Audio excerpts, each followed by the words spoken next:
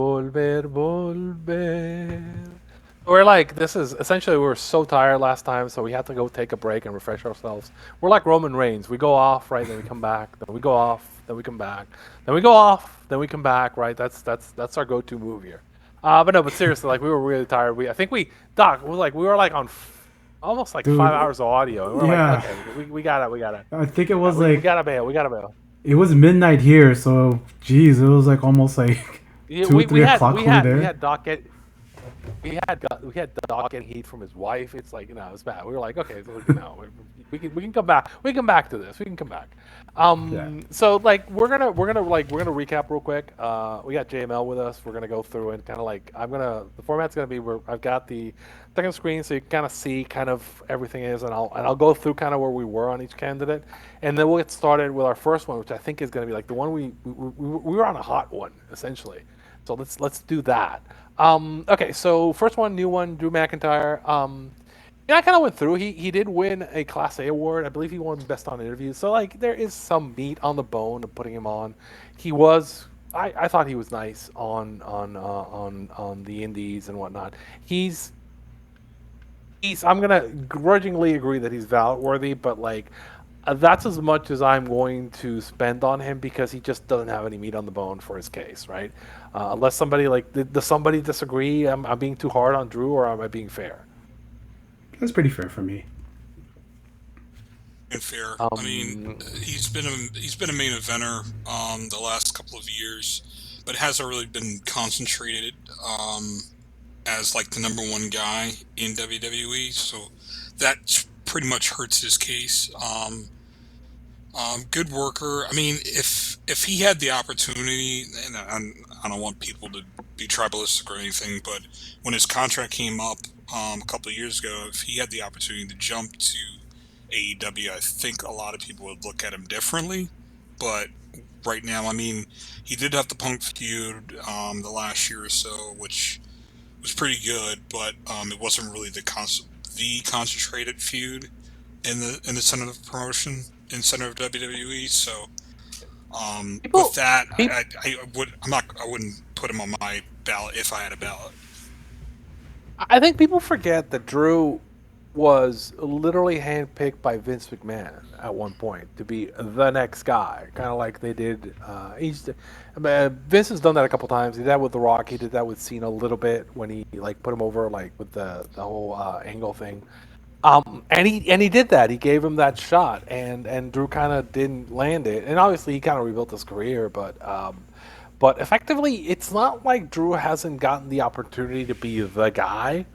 And why I like a lot of this stuff, and you said like he's a pretty successful kind of like main eventer in the system. He's not an exceptional one, and like it's not like he hasn't gotten the chair pulled for him, right? I understand like there's some missed opportunities, but there's also the fact that he has gotten that chair pulled for him. He hasn't delivered, so I'm like, yeah, it's nice, but okay, you know. Even though like I like one of my favorite WWE matches might be like him in the 3-man band, the WLC match. Like some of that stuff, like he's done some like stuff that like I find enjoyable and fun, and he is kind of interesting. But that doesn't make him a Hall of Famer. Okay, moving on. Yeah.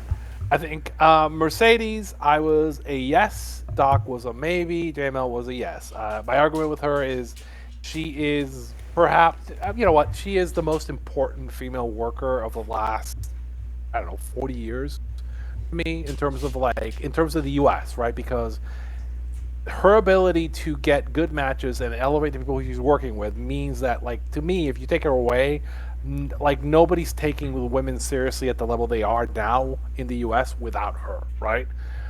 We'd still probably be more in the Brian Pontes era because, like, she kind of brings that element of seriousness, and we kind of see that because she left WWE and she's gone to AEW, and AEW's kind of lifted a level around her, and I think that's really important. I think she's the most important of the four horsewomen. Doesn't mean I don't think the other one, but we'll get to her. But I think like that has to be recognized, and I think like again, as thinking it through in my brain, that's where I'm at with Mercedes. Doc, Yeah, I'm still in the same level, but last time we were talking about Mercedes, she was 9 belts Monet. Now she's 10 now belts it's 10 Monet. belts. Yeah, That by the time doesn't this change is my released, she vote. might be 11.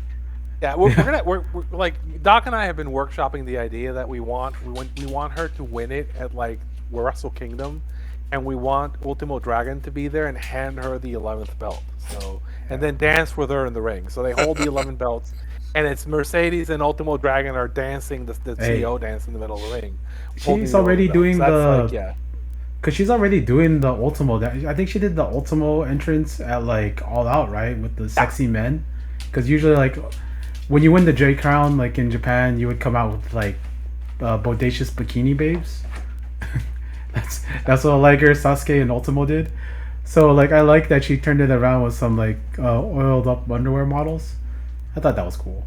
But like no, I just like she rules. Like just yeah, she rules. She's having yeah, fun with it. she's not She even. We're just not yeah, even. Like we're not even done yet with her career. So who knows what more she'll accomplish? And that's kind of what's that's kind of like what people said about Okada. Like I think like the years he didn't go in, but like that's how I feel right now. Like she's gonna do way more, and I want to see that first.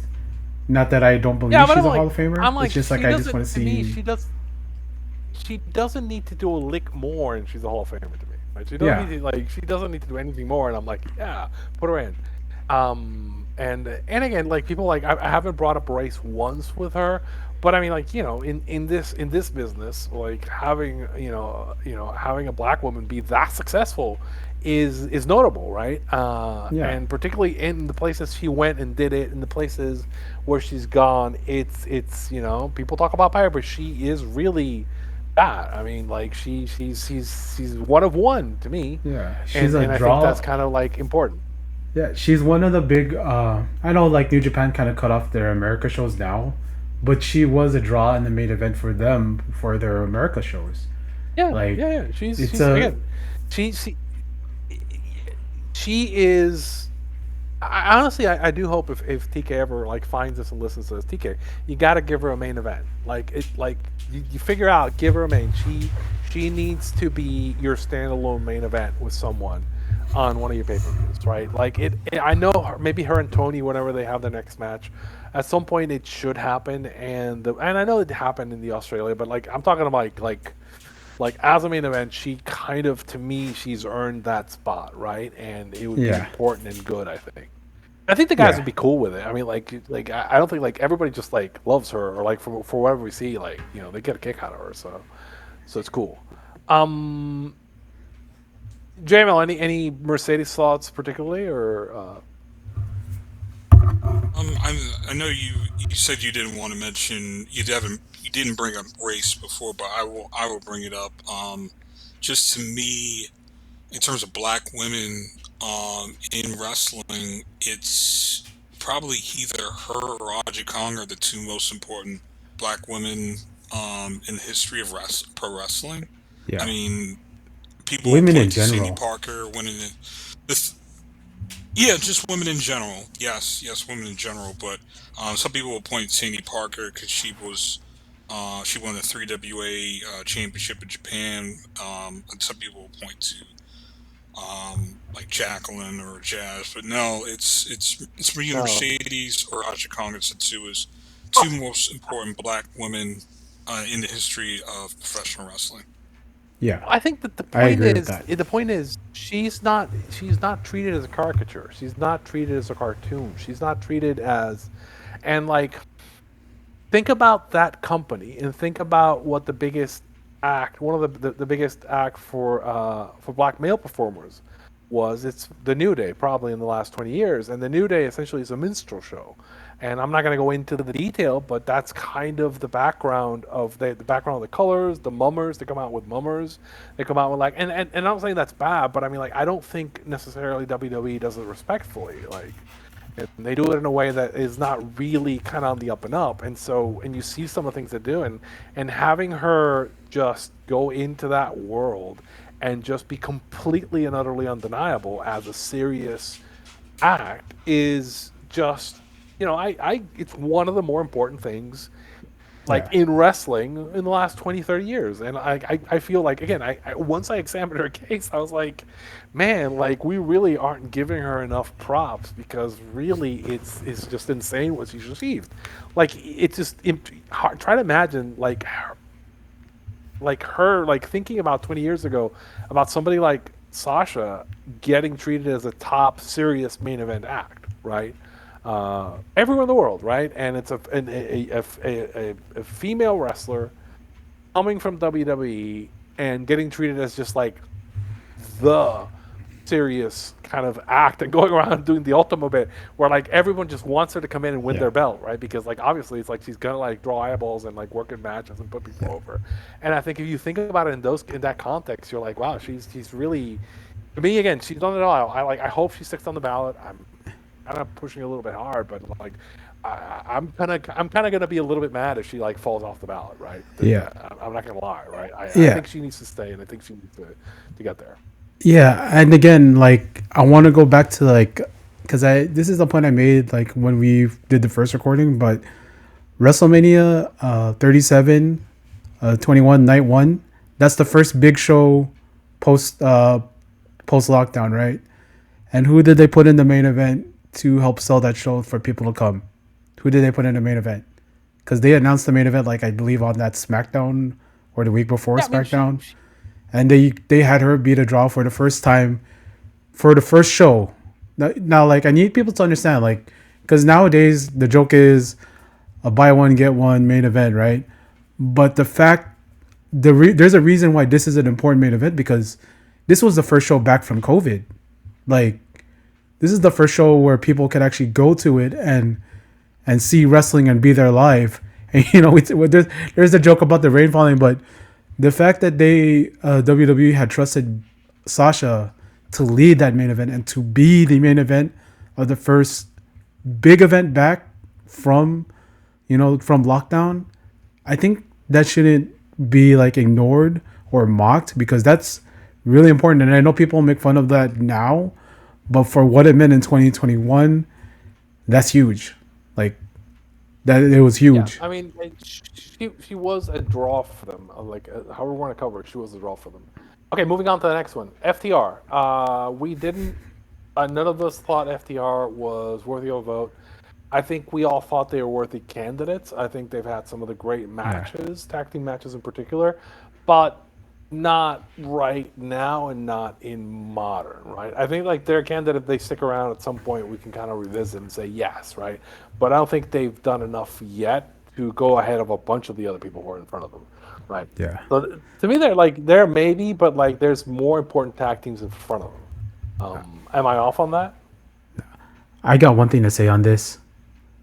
Top guys out. Yeah. Ooh, that's me, but like it's possible. Seth Rollins. Seth, and I mentioned this a little bit before. Seth is the second. I believe I believe he might be the third person who get on about the third time. Dave's kind of turned him around, put him in quickly. I believe Kerry was on there.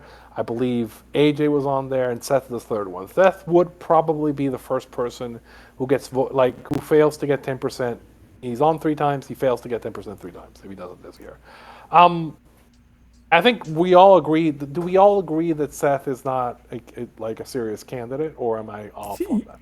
Like I believe that Dave fucked him, because if he had waited, just wait 5 years, wait just a little bit, because to do it now after this shit run and like how he's become a joke over the last like 2-3 years, I don't think like it's fair to him and fair to his legacy as a wrestler I to think be put in at this. I people. mean, I say he's a joke, but he's world champion. But like, you consider like him Uh, doing the dance and yeah, all no, that I mean stuff. like. It's just, So one point I actually made, and it got like some of the serious voters got mad at me, and I made this point. I said, look, okay, if you want to put them on the second time, fine. But if you want to put the person on the third time, and here's the thing, if you've been voted off by the voters have failed to recognize your candidacy twice, and not giving you 10% twice, that third time, I would say that like the only way to get on is you need to like between the second and third time, you need to top if you're an active wrestler, you need to top 3 on one of the category A awards.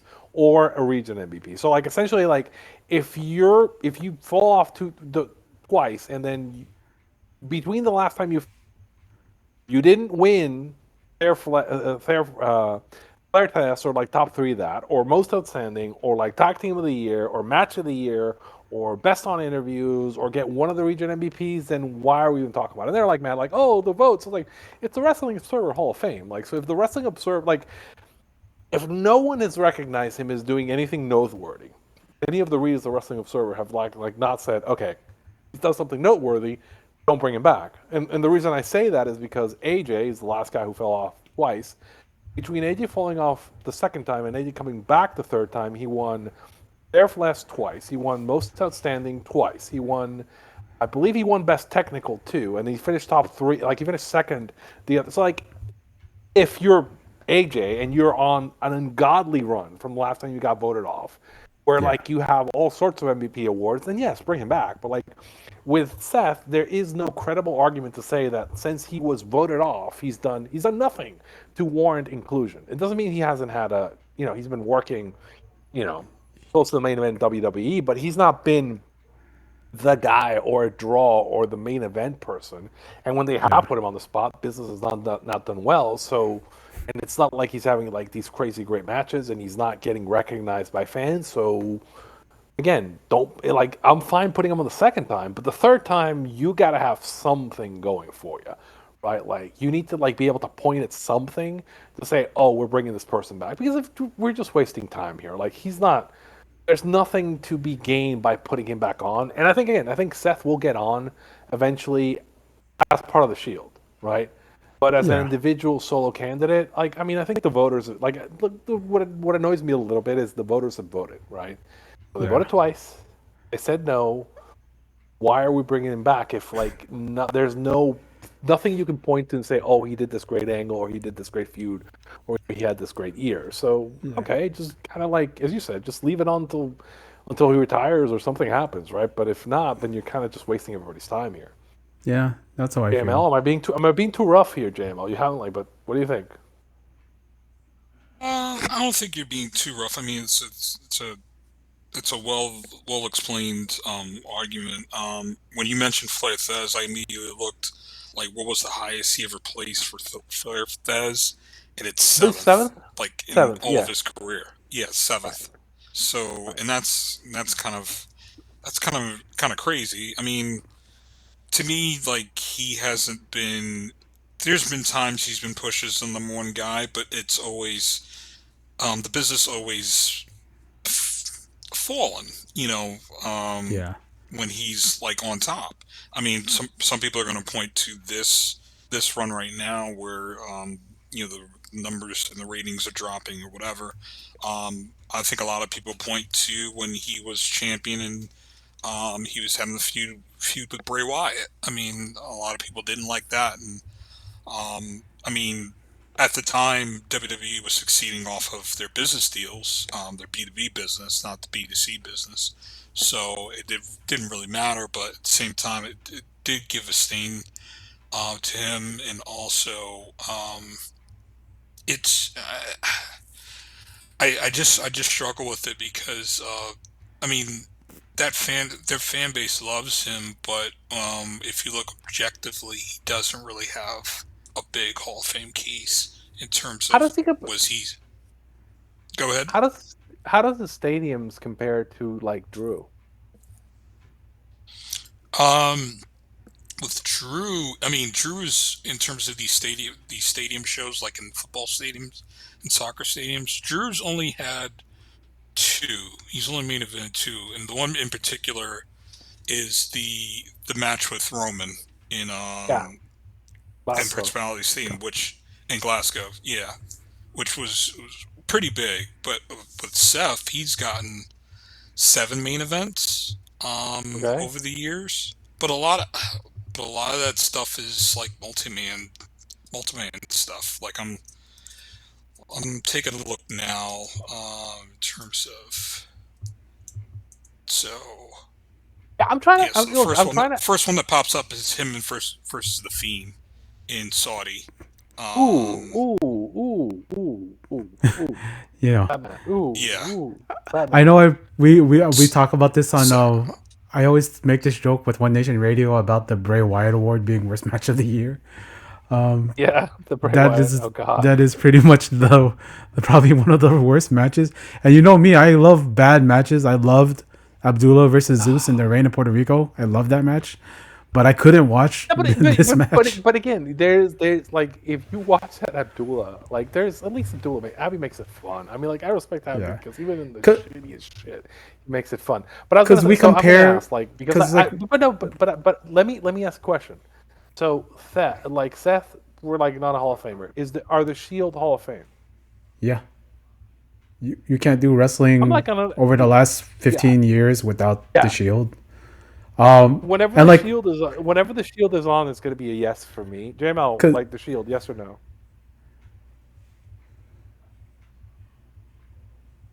around that Think time, I about was it. just getting back into wrestling. Can you hear me? Yes, yeah, yeah, yeah.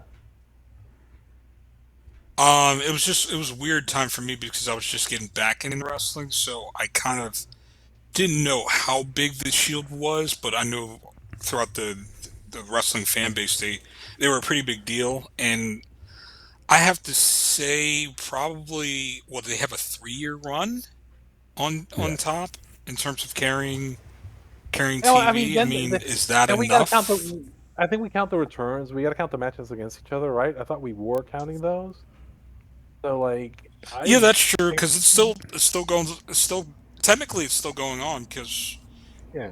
you had the Roman Punk Seth Yeah, match at Mania last or this year, because I and think Punk's kind of directly tied to the Shield in terms of It would bringing them it in. like yeah, the last this is Shield match actually I've drew said for them on the network and for that one show. It actually did yeah, I was gonna numbers for them. well, I mean, I remember that pay per view where I believe was it Roman that got sick, where like they were doing a Shield match and then Angle stepped in, but like it was still a huge draw.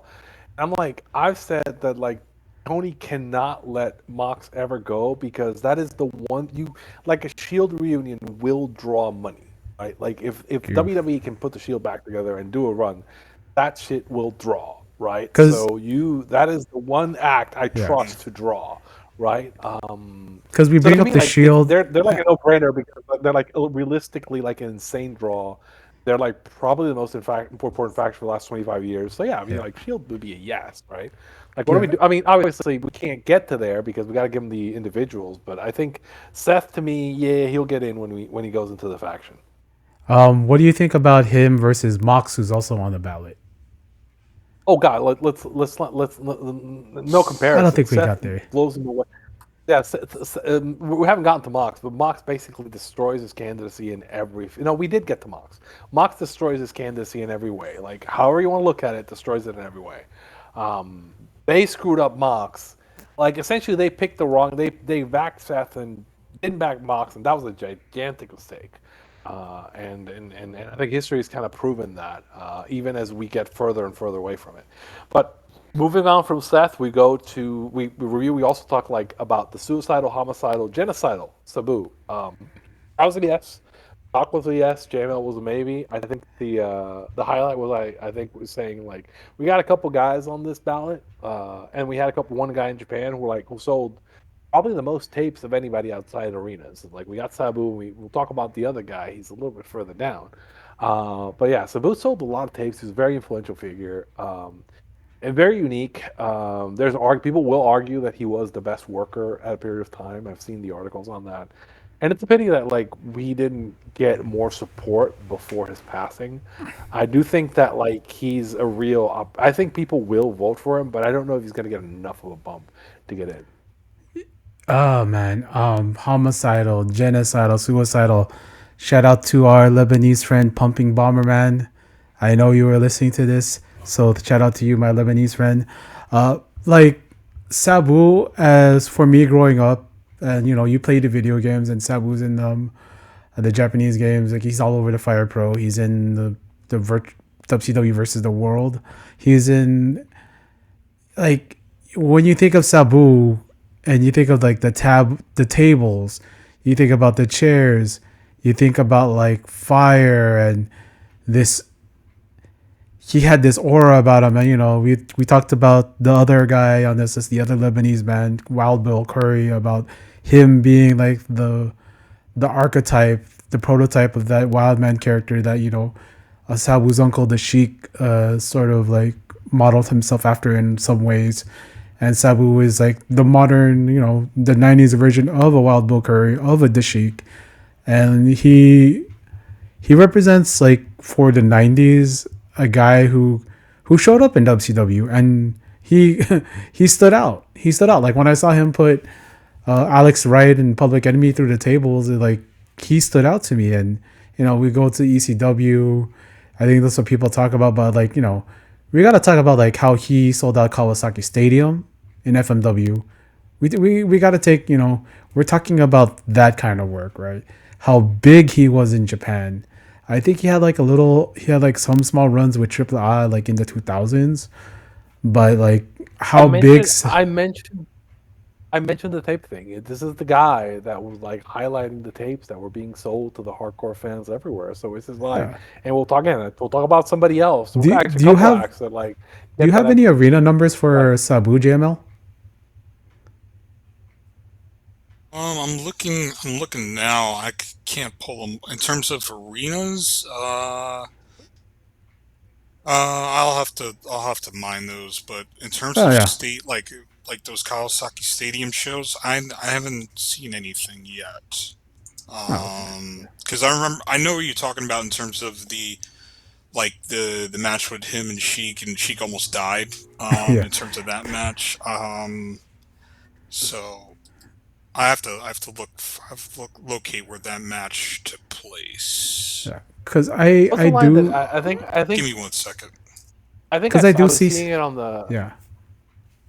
I was gonna say I've seen Dave say this before, but he said that like Funk was a Sabu voter, right? So Terry Funk was a Sabu voter, and generally, as in my wrestling fandom, if Terry Funk thought something or liked something, I generally try to give it a chance to respect it. So Terry Um Funk was a Sabu voter. I am a Sabu voter too, or I would be if yeah. I had a ballot. Yes, but like Did effectively. did Sabu have a run in Puerto Rico, or was he, cuz it would seem weird if he Uh, didn't. you know what? I don't think he had one. I don't recall him being here in the golden era. Oh, probably in the Um, 2000s, huh? I mean, like the guys from here were going over there, and Victor Quinones was in ECW, so and he was Victor Quinones was also involved in FMW, so. But man, I don't. I'm gonna have to look this up because I don't think he ever. I can't recall him working in Puerto Rico. Like Yeah. I would know this I would unless he like assume came he in with a would. weird gimmick. It would seem, because he seems like a It's a Puerto Rico guy, well, you like, gotta remember, you because gotta Mox remember is that a Puerto Puerto Rico Rico was guy. kind of like yeah, Marco's a Puerto Rico guy, but like Puerto Rico was in a downswing by like the time Yeah. he actually gets around because of the whole killing a guy, so uh, I don't know, man. I don't know. Yeah, I'm but gonna like like figure just out like would cage match classify Puerto Rico as North America or or the let me go by Caribbeans. promotions. I do think like the fact that he was able to have, uh, I don't know if it was a pay per view main event or like one of those big like show main events where he had that match with John Cena for the WWE title. I know like that's like a kayfabe kind of accomplishment, but I do remember there being hype online for that, and his WWE run was pretty successful, based on like, I remember ECW didn't really do bad in the ratings when it was like that, when it was Sabu and RVD on top. But it's just interesting that he has runs in pretty much all of the, or there's footage of him in all of the top North American promotions: TNA, WWE, ECW, WCW. Even he did like a run-in spot for AEW. I think that's pretty cool, honestly. So yeah, he had a run in Puerto Rico, and he worked in the 2000s. He actually worked in 1992 against Rocking Rebel in Wow. Carolina.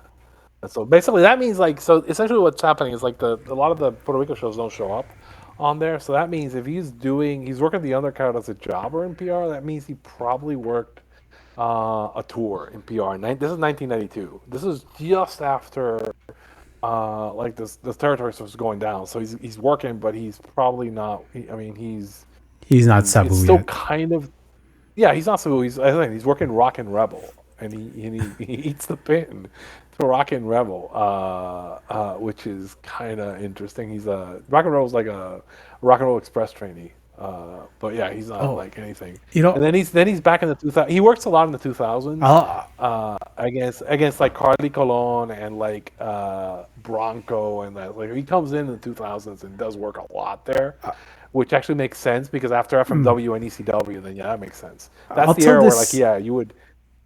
But Oh no, no, go ahead, man. Because I was gonna tell this XPW story because I used to go to XPW at the Olympic. So there was this thing, Sabu. I think he got caught open. I think it was the barbed wire match with Terry Funk that they had, and like, he like had a really huge gash on his side, and then he was kind of yelling at people, "Do you have the super glue? Do you have the super glue? Do you have the super glue?" And I just think that was crazy by the way, because I did not realize that Sabu was the Universal Champion in Puerto Rico. wow, He won that's the top belt in the territory. He won it again. He won in 2003, but he won it and he held it for a bit. And then he worked a couple more times for it. But like yeah, so he worked in the Carly Colon era basically. So he was yeah. working in Puerto Rico. Okay, so moving on from Sabu, CM Punk. So Punk, I was a yes. JML was a yes. Doc was a no, but it was a strategic no. Yeah, The point I'll make on Punk is nobody has more what he's Hall gonna of go Fame in. writers in baseball call like. Oh no, but nobody has more what they call black ink or gray ink, which is like big time awards. Nobody's done better in the big time awards than Punk. Punk has the Yeah, drawing record. Punk has a popularity record. His case is rock solid, except he's kind of a dick, or people yeah. kind of think he's a dick. So I mean, he's kind of playing this. Like to me, I don't know if Punk's getting in this year. We'll see. I think the issue with him is going to be. I think he's going to get in eventually, but it's going to always be one of those things where, like, looking back on it, he should have. But people will find ways not to vote for him until they actually kind of have to. I think. Maybe he surprises me, goes in this year, but like I just don't know that he's necessarily going to have it. How Anybody want many to make times another has he point on been on Punk, or the? do How many times has he been on the ballot? he's on year 12? So Punk is Hmm. 2 years away, like 3 years away from. Actually, it would be. It would be. So 12 next year would be 13, 14, 15. So 2028 would be put up or shut up for Punk if he makes Hmm. it 2028. That would be fun. It's like Punk on year 15, and he has to get 50%, 50% to get voted off. That'd be like, yeah, they're gonna make him wait 15 years. Because I think there's a lot of guys that are gonna be thinking like me, where like he's sort of a, I don't need to vote for him because he's a lock, and I think that's what's gonna fuck him over. Also, him being a pariah, that's probably what's gonna fuck him over too.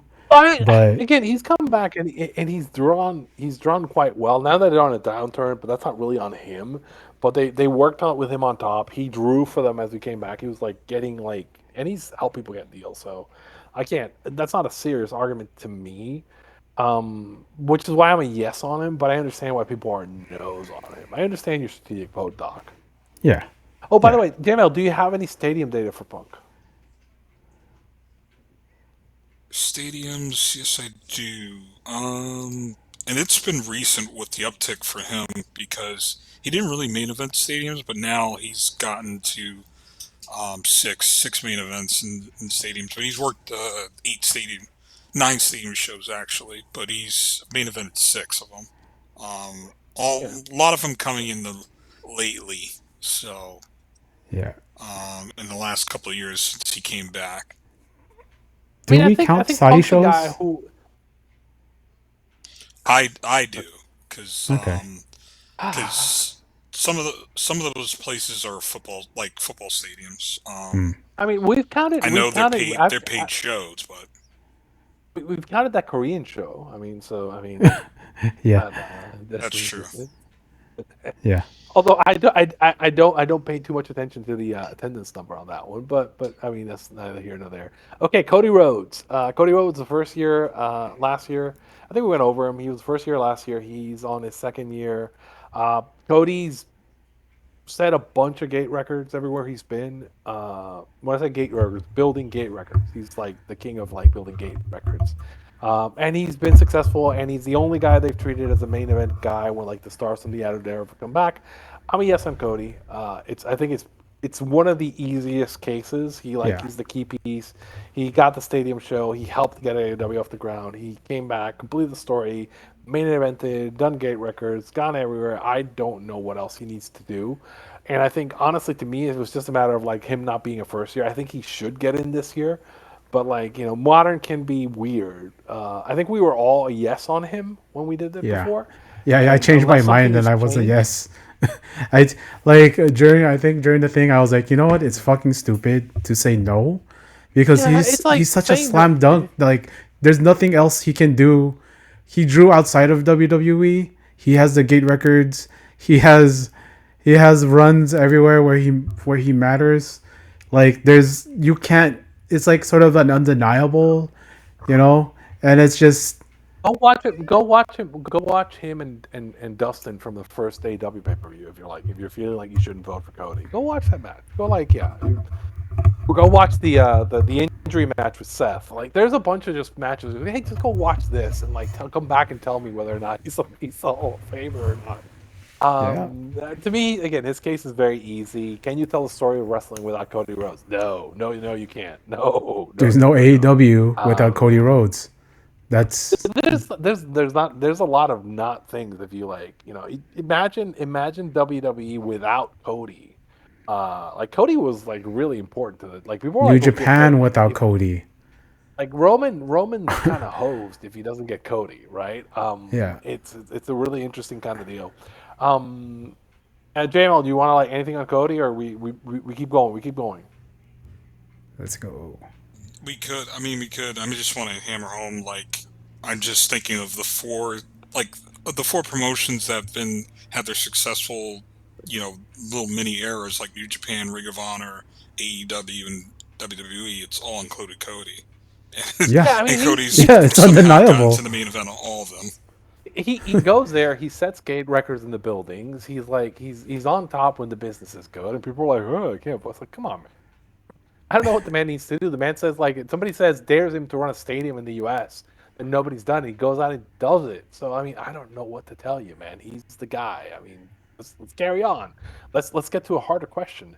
The Briscoes. I'm a Briscoe. I'm an ROH Matters guy, but I'm not holding. I would not pull the trigger on the Briscoes yet because I think there are more important ROH Matters guys in front of them.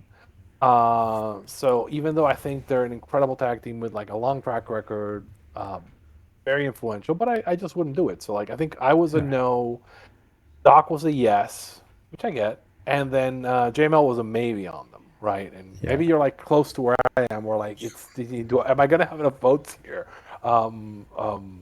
This is one of my Am I- strategic am I- bets. Yeah, I get it. You want to keep him Yeah. on the ballot. You would want to keep him on the ballot. I get it. We can get back to it. Like when we start once we get to like the totals, we can get back to like because I do think we're gonna have to like do some shuffling to get our 6 ballots in. I know I may change my mind on some stuff. Next is some Steiners. Steiners were close at one point, but they kind of like what they were. Hey, the Steiners said stupid things. Of course, it's the Steiners. It's very interesting to me. I think that it comes down to length of run, the level of quality work. I mean, I think honestly they are a Hall of Fame tag team, but I don't need to vote. I wouldn't need to vote for them yet. I'd be fine kind of waiting, assuming they're gonna like stick around and get to them at some point in the future. So I'm a no on them, and we were all no's on them. Has anything changed with anybody with the Steiners? They're still my favorite tag team Not besides really. I Vader. mean, But I mean, it's they're like cool. But here's the thing: the Yeah. Steiners are very cool, but they're not. But there are cooler people in front of them that I need to get to. Like I need to get to Sabu, right? Like, Yeah. like, would you vote for Sabu or the Steiners? Sabu. There's Cody no Rhodes or the hesitation there. Steiners? It's Cody The Briscoes or the Steiners? Briscoes. Okay, And so I love the yeah, Steiners. This is ridiculous. Like yeah. It's not quite Mexico ridiculous, but it is ridiculous. Yes. yeah. Yeah, but I just Um, that's just how it is right now, man. okay, so next one, Randy Orton. We all went like, yes, Randy Orton, lol. There's a great thing that's like Randy Orton mediocrity knows no bound, which I think is a VOW article. And I think he Randy's said just 3 stadium shows, there. right, JML? Just 3 in that 25-year Yeah, career. yeah. That kind of says it all. It's Randy's. It's kind of funny. We're gonna get Punk and Randy pretty close together on their like get to 50 or get off the ballot if they don't make it in. I think Randy. I mean, there's people that are just going to keep voting for him. So like, whatever. The argument I've made is like, there's nothing new under the sea with Randy. So like, I just not gonna bother to discuss it too much. We're all nose on him. Edge. Edge is on this year 16 of what's supposed to be 15 years, and I've given crap to people who Dave and the people in the hall and said like, honestly, the thing with me with Edge is I get the whole argument, but like he's been there for 16 years. Give him one more year, see if he gets to 50. If he doesn't, vote him off. Right? He's gonna get his retirement run, right? And like we'll see that. I think we're all nose on Edge. And do we want to mention anything else on Edge? Like I, I think Edge is a good worker. I think Edge does have some valid arguments, but not enough to get him in. Right? He's to me he's kind of the bar on who shouldn't be in. Right? He's like, you got to be better than Edge. Right? Randy Orton isn't. But like I don't think Edge is good enough to get in. Is that fair? Yeah. Yeah, I think it's fair. Okay. So next one, John Moxley. I'm a yes on Mox. Mox and Cody are like my easy yeses in this category. Mercedes, Mox, and Cody are my easy yeses. Mox, um, I was a yes like 3 years ago, and that's only gotten stronger as we've gone along. I think this latest run, like he turned it around. He did what he needed to do. He got people over. He turned on the main event scene, and he's just the guy they go to when they need a boost, and he's delivered. And throw the quality of work in, throw kind of like, again, he was part of the biggest faction in wrestling for 25 years. Throw he drew in WWE, didn't push him enough, but he drew. So he's just done it everywhere. To me, he's very easy. He's successful in Japan too.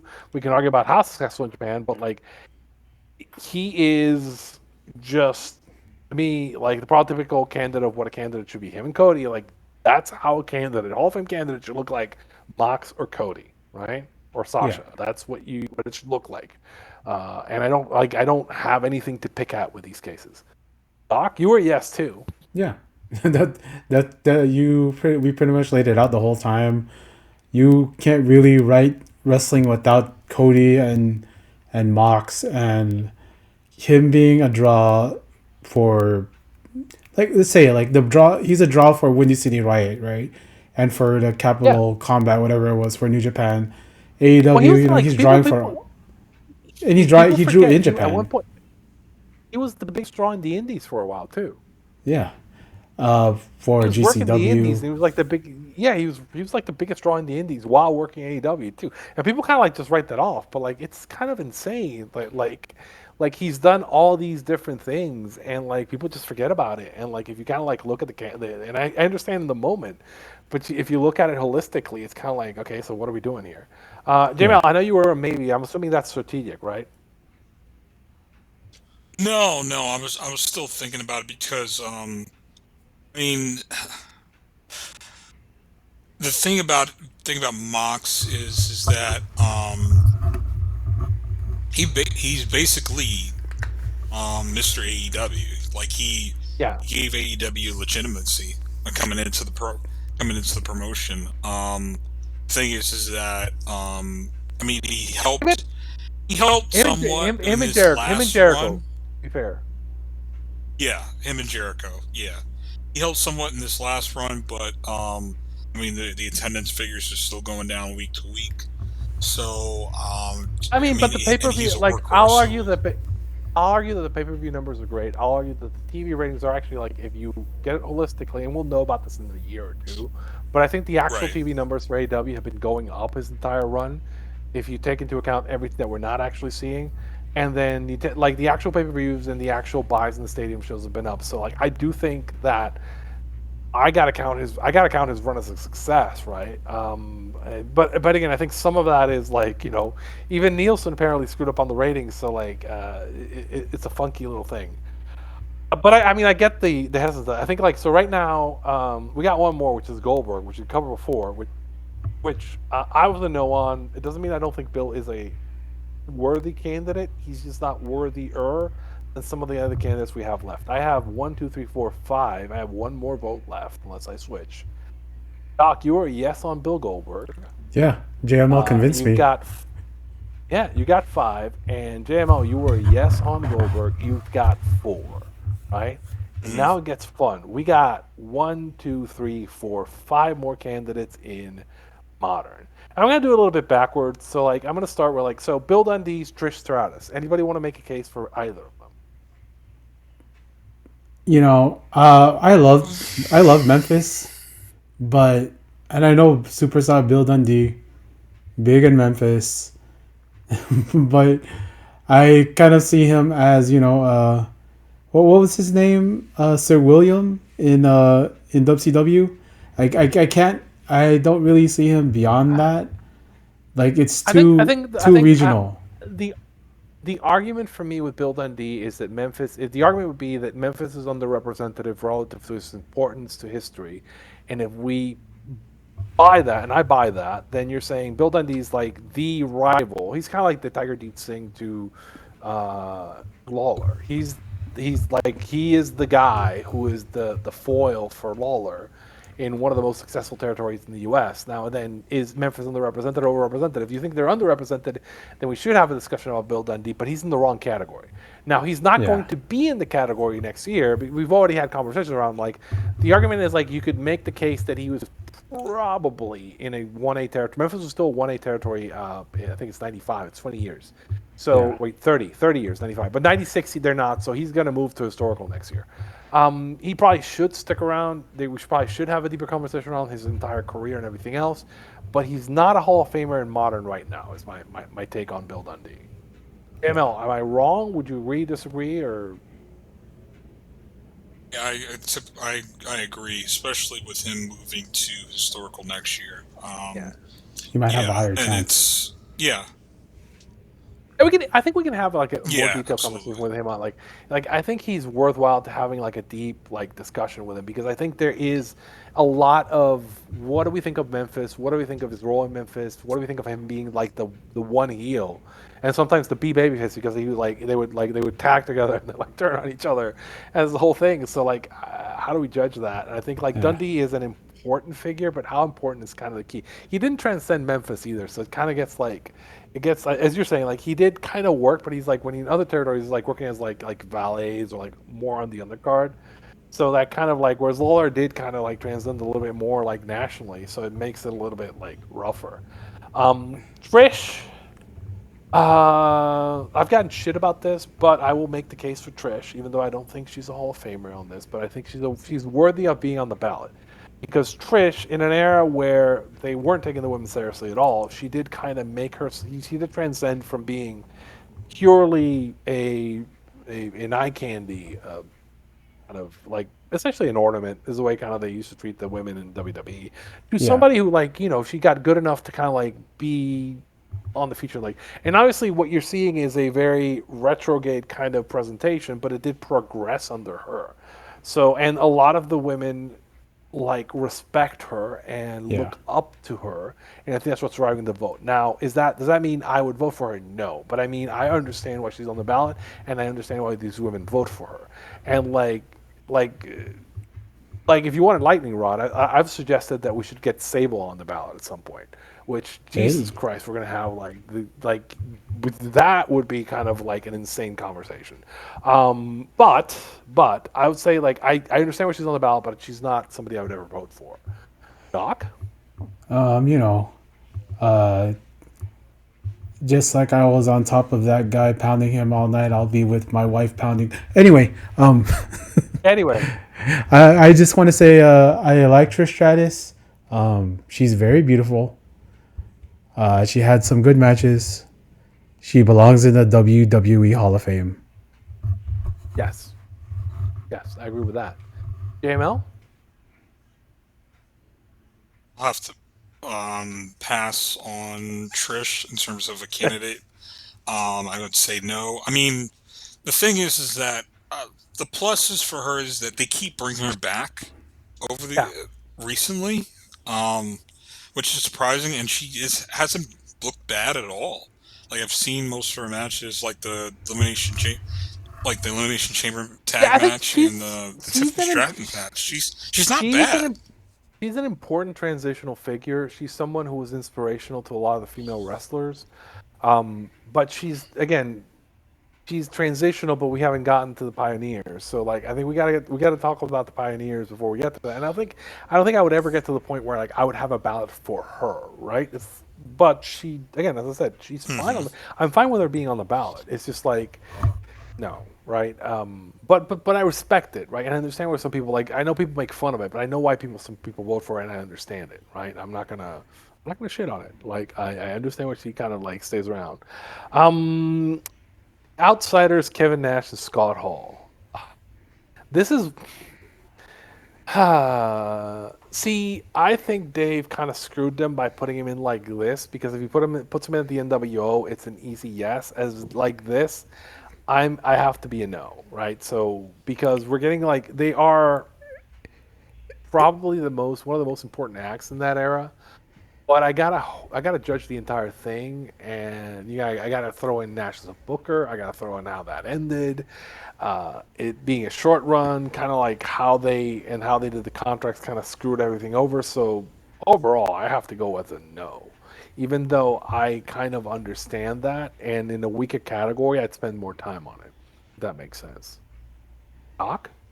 It's like a 4 month run, right? For them, like just them before Hogan Yeah. comes in, and then Well, I mean, they're also like the tag. They're also yeah, working the tags as kind of like a maintenance they service. work So tags yeah, with Harlem Heat, um, Sting and Luger, Steiners.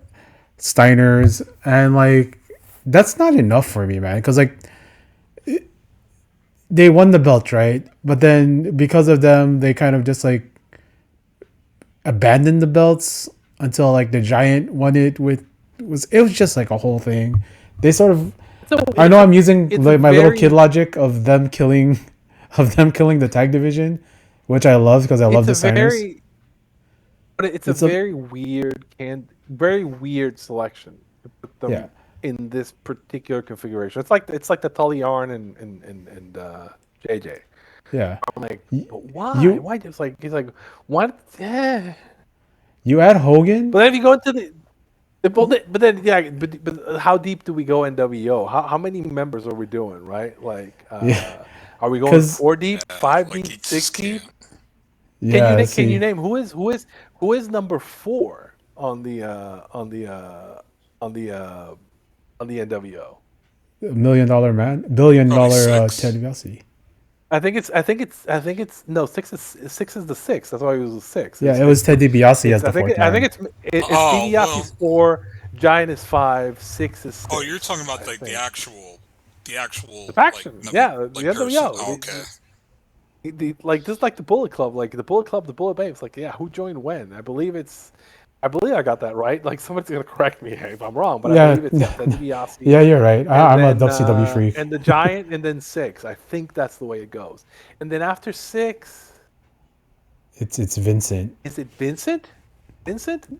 God, my brain went like, wait a second, is it Remember, Vincent or is it's a it Scott long time. Norton It's been or a is it long like I time. think it's Vincent. Yeah, And after Vincent is what it's Scott Norton? instantly Wait, yeah. Because I Brutus Beefcake? I don't even know who like it's one of the weed carriers. It's like sorry, it's one of Rogan's weed carriers. Probably. Sorry, that's like we're getting in the weeds here. So like I'm a no on I'm a no on the Outsiders. Like irrespective of the importance of the rest of it, but I'm a no. Doc? yeah I said no because the run was short and like even like you throw the Hogan thing, it was only them and Hogan for like 2 3 weeks, and then if we combine like that, they're just stronger as by themselves. Like Would you the consider Outsiders them? thing, Would you? Hell, would you consider the Outsiders stronger or weaker than Bill Dundee? actually weaker. Yeah, it's like Because thinking about it, it's like stronger or weaker than Edge, weaker than Edge. yeah, weaker than Edge. Yeah, yeah. Because when I think about Jam, them in comparison, it's are such you? a short run that I know like what they did Yeah, is big, but like what when you compare it to like but it's Bill not. But it's Goldberg, not. it's like Them invading, but Hogan turning heel. You've got like a lot of other things kind of going around it that it isn't necessarily them. Jam, I'm assuming you're a no too on the Outsiders, right? I mean, the thing is that like we said, like importance, like if you're talking about the history of pro wrestling, you have to include them, but they're almost like I don't want to say a side note because that's they start off the they basically the Monday Night Wars. However, um, after that, are they a big main event draw? I mean, yes, but they're part with Hogan and part with other people. It was more towards Hogan as the big draw of Yeah, the NWO, just because of the shock but value of then Scott Hall falls apart, right? And then yeah. Nash right. books them into like oblivion. So do I not count that, right? Like, Yeah. yes, there's a plus, but there's Yeah, also the that's what mind. I was about to get to They that. lit the There's more territory on minor. fire, but they also burned it down. So it's like Yeah. you gotta kind of like There's conclude a both lot Because more sides of the equation here. negatives than outweigh the yeah. positives. Yep, Because when you read Bret Like Hart's book, totally ultimately, agree. There's a lot more negatives. yeah. When you read Bret Hart's book, you read Eddie Guerrero's book, you know, they basically call them idiots who carved out their own like fortune from the bones of WCW, and like right? it's just like yeah, actually that makes perfect You know, sense. you know, you know what I'm going to use as the determining factor for the outsiders not being in. I got a good analogy for this. Are you guys familiar with the My Spot promo? The Arn My Anderson My liver Spot spot, promo. my dog spot. Yeah, my dog spot. Yes, yes. So effectively, that which is essentially the Horsemen got hot, uh, kind of going against the NWO. They needed a faction to kind of come up and like go up against the NWO. The Horsemen started getting hot, and then like Arn cuts this incredible promo, the My Spot promo, and then like the NWO does like the goes out does a skit. I believe it's Nash who's wearing the whole like ball spot, like they're doing and they just like basically they do this, and then they basically beat the Horsemen and kill the town, and they essentially killed Charlotte. And I'm like, okay, so that is why I can't vote for them, right? That in a microcosm is why you can't vote for them. Because essentially they set the territory on fire, but they also burned it the fuck down because they couldn't help themselves, right? Yeah. So that's because essentially if they don't do that, if they just go with it and they leave them as a strong faction against them, they could have kept drawing money for like if they just leave perfect or like you could do a couple things there where like you just change a couple things, but no, we got to keep like recruiting people to the NWO, making it stronger. Like NWO wins again, and that essentially kind of like if the baby faces can never win in the South, then eventually everyone's going to go like fuck this, I don't want to watch this, which is essentially what happened with WCW, and that again that whole angle is to me why I can't vote for them, right? I just remember him doing that ridiculous bit like Nash and going like, no, no, that's not the way, right? And I don't want to reward that. I think that's my ultimate kind of memory of them. And I'm like, I can't do it. I can't do it because that is why you can't to me. Yeah. Yeah. I think I think that's a fair My, assessment of them. my Were dog they big spot, my stars? liver spot. You know what? You know what, Kevin? Your Hall of Fame spot. Oh yeah, I did Okay, vote for so Arn and Tully. yes, you did vote for I vote Aaron for Arn Tully. and Tully, but I'm not voting for the outsiders. You know. His spot. You got one spot, and it's only going for one person. Okay, so we got three more, and I got one vote. Doc has one vote, and JMO has two votes pending.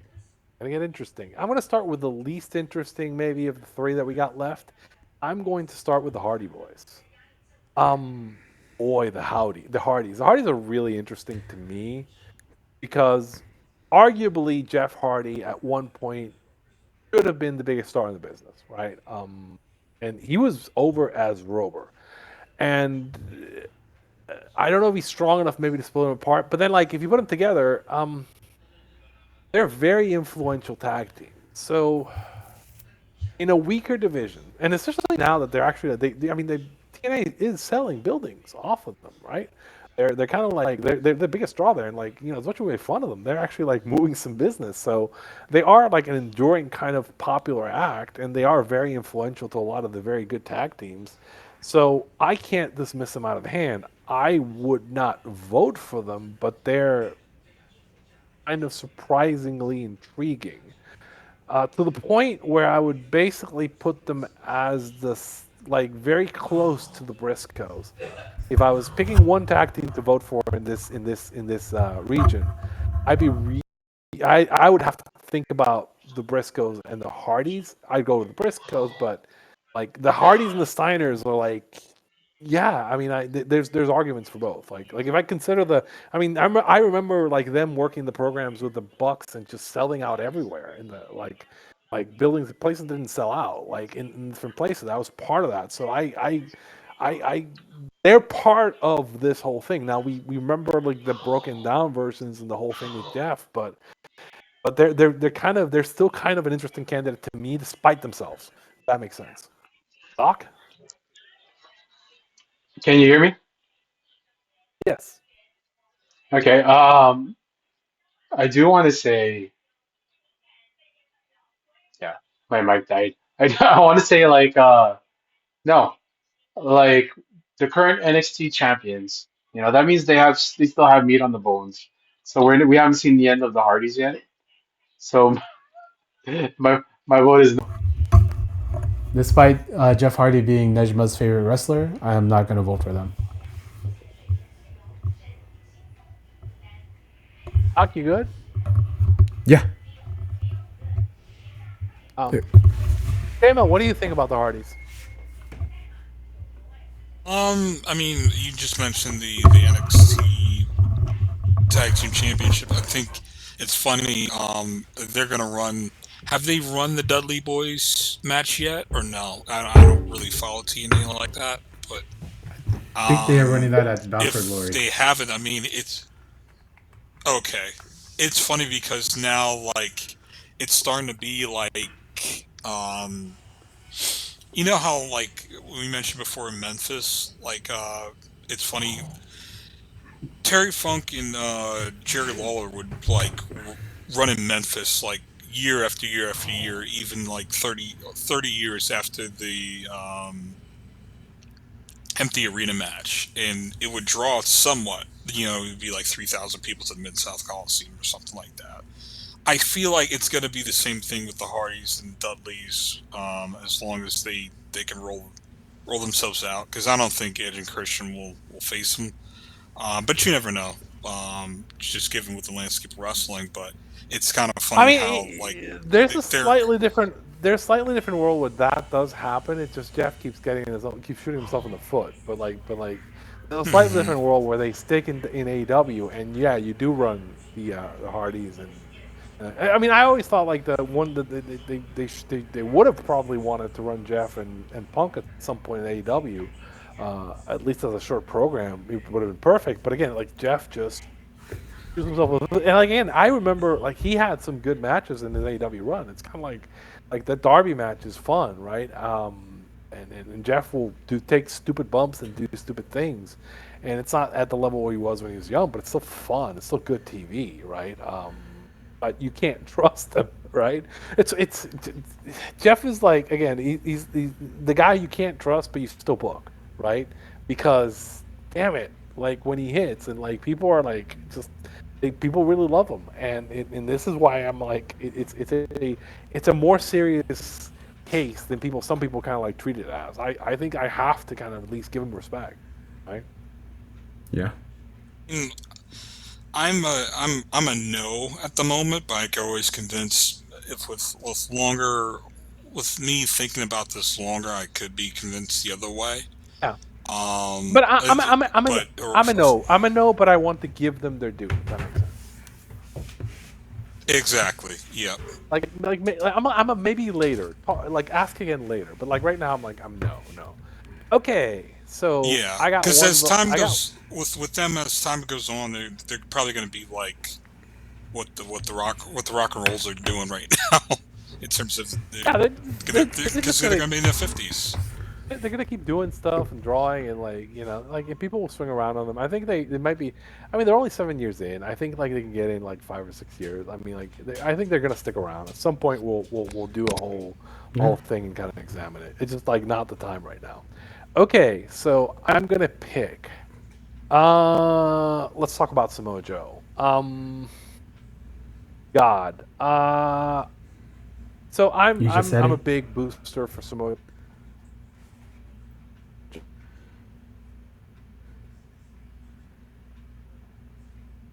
Hello. He's been a main event concern pretty much everywhere he's gone. He's unique and influential. And, I've made the case. He is an underrated drawing case. When he was in WWE on top, he drew. He only got two main events, like two pay-per-view main events that both drew. They hired him for NXT. He was supposed to come in and be like a part-time guy. He immediately was the number one merch seller, and they signed him. They built a touring brand with NXT with him and Nakamura on top, essentially, and they were like touring big buildings with him. Joe They did is a Osaka. guy, and as I said, and Joe is also another guy like Sabu and like Hayabusa who sold a shit ton of tapes. And we see this because when he goes to places like Arena Mexico or London, he's remarkably over with everyone because like the hardcore fans like have been watching Joe or buying Joe tapes and seeing Joe and watching him in Necro kind of like forever. And I think like he's very much a guy where like if Ring of Honor matters, right?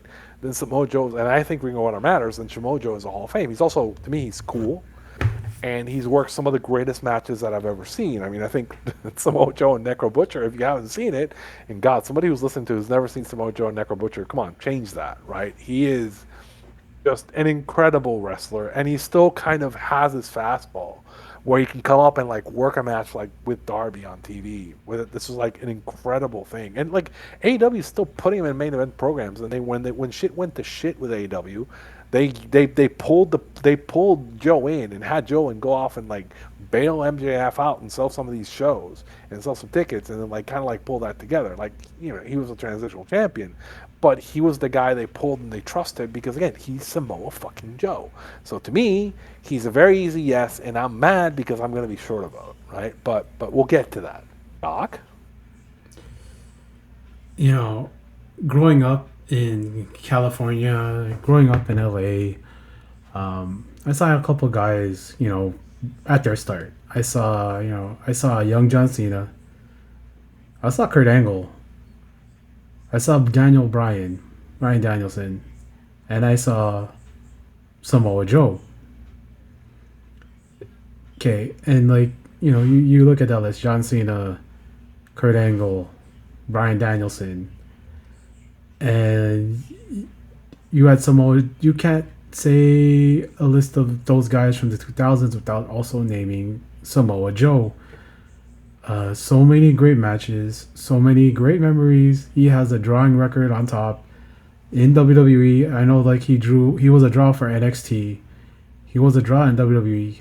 He was the draw for TNA because I know he didn't really mention TNA in your little speech there. I mean, yeah, he Numbers? basically their biggest pay-per-views ever is with Yeah, Samoa Joe. I think again that needs to be mentioned. Like, do the not WWE promotions matter?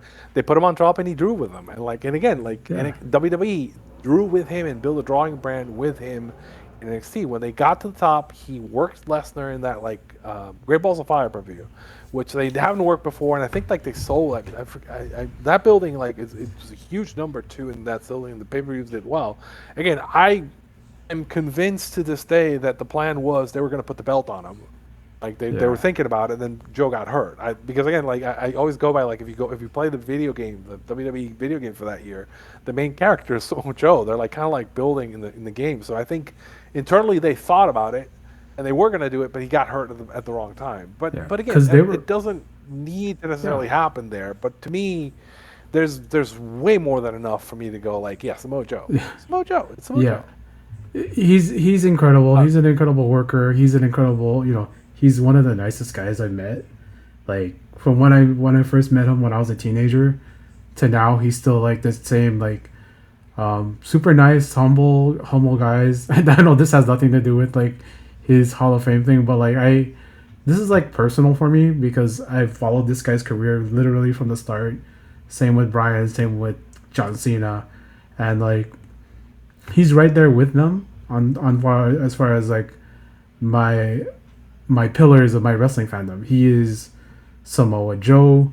He is the Forever Champ. He is the King of TV. You know, the Samoa submission machine. Put him in. Put him in. It's a lock. JML, what do you think about Samoa Joe?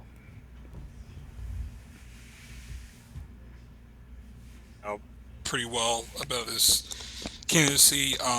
You said that Memphis is underrepresented. I think Ring of Honor is vastly Yeah. underrepresented. In terms of, we only have Danielson in the Hall of Fame as of right now in terms of a major Ring of Honor participant, because look, Punk's not in, Joe's not in, and I'm Briscoe's just on it. thinking of the rest. Like Briscoe's not in. I think Nigel was Sammy on the and ballot years ago, but he'll never. Sammy He'll and never Kevin. get in. Sammy and Kevin dropped off. Right. That's right. interesting.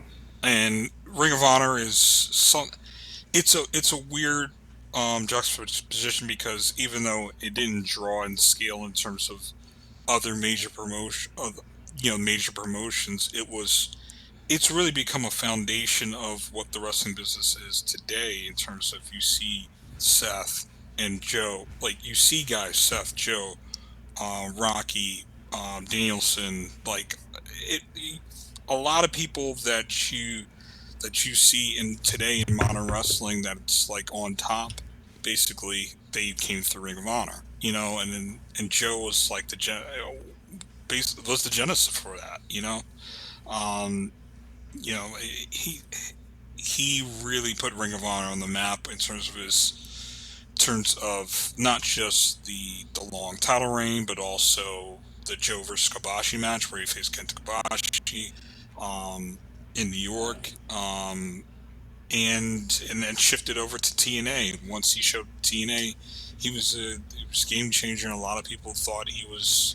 I mean, people forget Joe him and Kurt Angle. Like Joe has that Joe didn't. Joe Joe both has the best rated TNA match ever in terms of like match quality through Cage Match and through Dave Meltzer, and their highest drawing pay per view ever. And he's on top for like the Right. biggest Right. building too. So like, yeah, I mean, you gotta you gotta put that in perspective in terms of its significance to TNA. Like, so if things outside WWE matter, then I don't know how we kind of like ask Samoa Joe. I mean, that's kind of like the thing is like, okay, so I'll ask the question, right? So talking Ring of Honor, right? So like Punk, Briscoes, or Joe, you can only vote for one. Who would you vote for? Joe. I'm Off of Joe. Ring of Honor.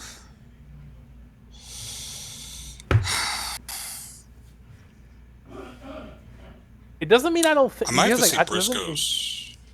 I respect that. I respect that. But like, but if we take the holistic case, to me, like he's a yes. Are you yes or no on Joe? Yes. You're a yes. Yes. So Yes, I'm a yes on to, Joe. to like round it out.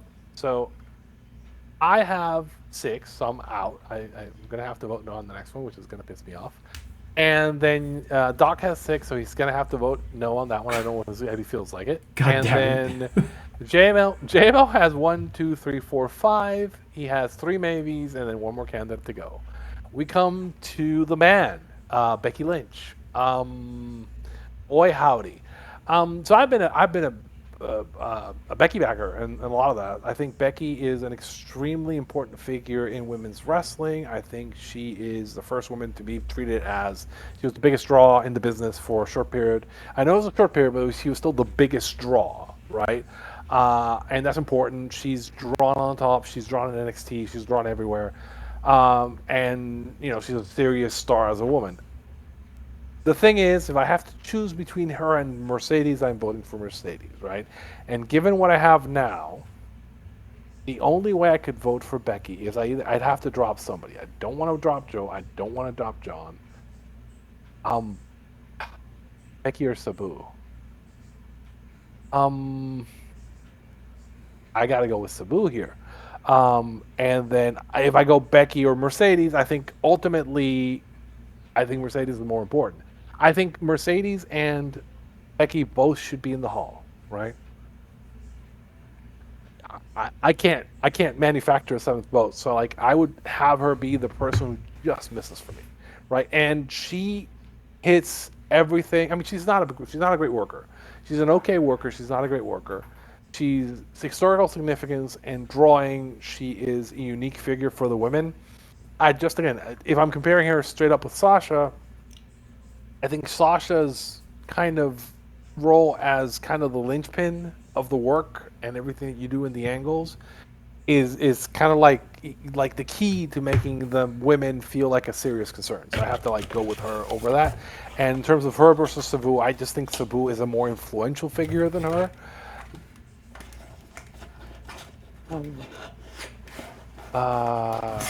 Um, okay. I'll come back. I'll see the floor. I'm going to think about Sabu versus Becky for a bit. Doc, what do you got? Well, I'm out of votes, but how I feel about Becky Lynch, Rebecca Quinn, she is, I read her book. Shout out to you. You know who you are. But I still I like her. I like Becky Lynch. If this were any other year with different candidates, maybe. But this year it's a no from me, dog, because it's just it doesn't work out how I'm gonna push back a little bit on you. Bill Goldberg or Becky Lynch? Okay, see now you're gonna make my self-declared feminism pop out. Okay, so this is Who's mo- who's a bigger draw and a more important figure, Bill or Becky? well, I In don't terms think of run and like, WCW I don't think WCW really hits that next level. I know 1998 is his ascension, right? And post title loss, that's when the business goes down. But right, when he was being built towards that championship win, the chase. and the chase, he was the biggest guy. You saw him everywhere on TV. You saw him on TV Guide. You saw him in movies. He was pretty much just as big as Stone Cold Steve Austin. Like let me be honest, because the WWE propaganda machine kind of paints it oh, he was a big star, but he was no Stone Cold Steve Austin. And I'm like, no, they were pretty much at the same level. I mean, There are a what's lot of people with regrettable arm tribal tattoos that would agree with your assessment. Yes. yeah, Um, because yeah. No. he and then when I think about Becky Lynch, I think about she was a very very okay worker, right? And then she was very very over with the audience. Nia Jax breaks her nose and she bleeds on TV. Blood, red equals green, right? That's what the saying is. That picture alone probably sold so many of those shirts, and them actually getting behind her as an act. We never saw that with any woman in WWE, WWF before. And she is the start of that. They tried to do that with Charlotte. It didn't stick. They did it with Becky, and they had her main event WrestleMania. What was that? WrestleMania in 2019. She main evented so many other how many stadium shows does she have, J Mel? That's the only one. That's the only one. The, But the but WrestleMania one. That's the only one. okay. I'm Well, gonna mention. that's a I'm gonna mention something. I'm gonna mention something for Becky. When I looked at, I used to do this with they don't run as many house shows as they used to, but when I did the testing on house shows head to heads for Romans comps, Cody always beat him, but Becky also always beat them. Whatever markets where Becky ran on top, there wasn't that many of them, but the markets where she did, she beat Roman head to head. In terms of Who drawing. doesn't? Who hasn't? Well, no, I mean, like, I think it's just notable that, like, yeah, I mean, and again, she also drew when she went to NXT. She helped him get that contract, so she's drawn multiple times. Again, with Goldberg's come back and drawn too. So like Goldberg also has proven his bona fides, but it's an interesting kind of like I wanted to like question you a little bit because I'm assuming Goldberg is kind of your line right now, and you're sticking with Goldberg over Becky, right? I am. Shout out to you, Punish Bidoof Ed of Southern Fried Wrestling. I know I shouted you out on the last time, but I know Goldberg was your first crush because you know that shower scene in the in what's it called in Ready to Rumble. I know that's what you kept watching as a kid, but he ruled. To me, he ruled, and he just has a bigger importance to pro wrestling, my opinion, than Becky Lynch. And that's not to say that what Becky Lynch contributed is lesser. It's just that he's such a big part of that boom in the 90s, and she's kind of just part of that women's revolution. And it's just, it is what it is. She should be on the ballot. If we can clear some people off this ballot, then yeah, definitely we should get the Becky. I think that's part of we got to clear some people and make it kind of more interesting. JML, you got one more vote, and you got 4 places to put them. So the one that I was really debating about with Becky. I mean, the work's not there, but the historical significance is there, and she was a big star for about a year in terms of in WWE. Arguably the biggest star in the business. Yeah, so it's like that's where it gets kind of like iffy. Like that's where it gets kind of interesting with me, right? I don't think any women. You could argue that no woman has really been at that level before, and I think that's notable, right? Because I don't think any like the pioneer, even the pioneer. You have to date it back to basically the June Byers era, and I'm blanking on her name now. That's already in the Hall of Fame. I know exactly what you mean. Yeah. Not Moolah, not June Byers. Yes, I know who you mean. No, definitely not Moolah. Yeah. No, I know. God, hold on. While you keep talking, while I look at this. Mildred Burke, yes. Mildred Burke, thank you, Mildred Burke.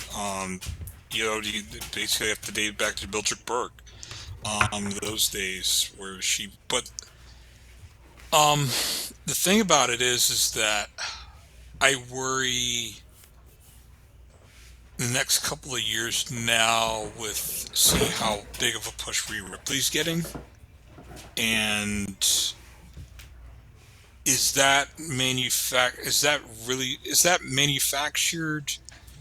like WWE propaganda, or because I see the tide turning? I mean, in terms of with Rhea Ripley now, she's being looked at outside the wrestling bubble in mainstream media almost.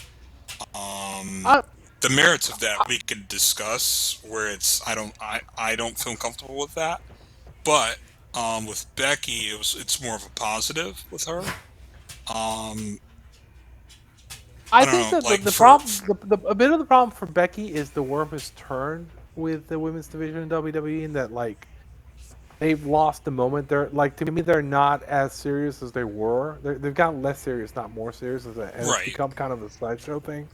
And that kind of helps like Sasha a lot, in my opinion, and it hurts Becky. She's still a drawing concern, but she doesn't really have serious people to work with and serious programs to do. And they're occasional workers, but like one of my main bitches with them is like there's what's his name? You'll know this. The guy who's the the guy who won the WCW hardcore championship the most, Doc. Are we talking Norman Smiley? Norman Smiley. So Norman Smiley's Black Magic. So Norman Smiley's Black Magic. Norman Smiley. He's a trainer there, and I'm gonna tell you something that once you see it, you're not gonna be able to unsee. A lot of the women do Norman Smiley spots all the time. Like they do the little thing where he used to do the thing where like he does the head and he kicks back with the leg and he goes the little noise. You know what I mean? He gets in the corner, grabs the ropes, goes the head and has the foot in the air. They'll think, that thing, right? And like a lot of like little smiley spots, and they all work the same match. And it's kind of annoying once you see it because none of them are Norman Smiley. So it kind of like it's a very kind of rigid style, and it's not a style that is helping people. So if you're working in it, then it kind of hurts. It hurts the people there. It hurts Io for me. It hurts Becky for me. She transcends it, but like you can argue that like her meaning is less because where she's at has become less. Like the division around her has not sustained it to the level where like it's sustained in the places that Sasha's gone, which is what comparison is, right? I think Becky has a valid case. I think Becky should get in. I just right now, in comparison to the other people that are in, I have to go like no, right?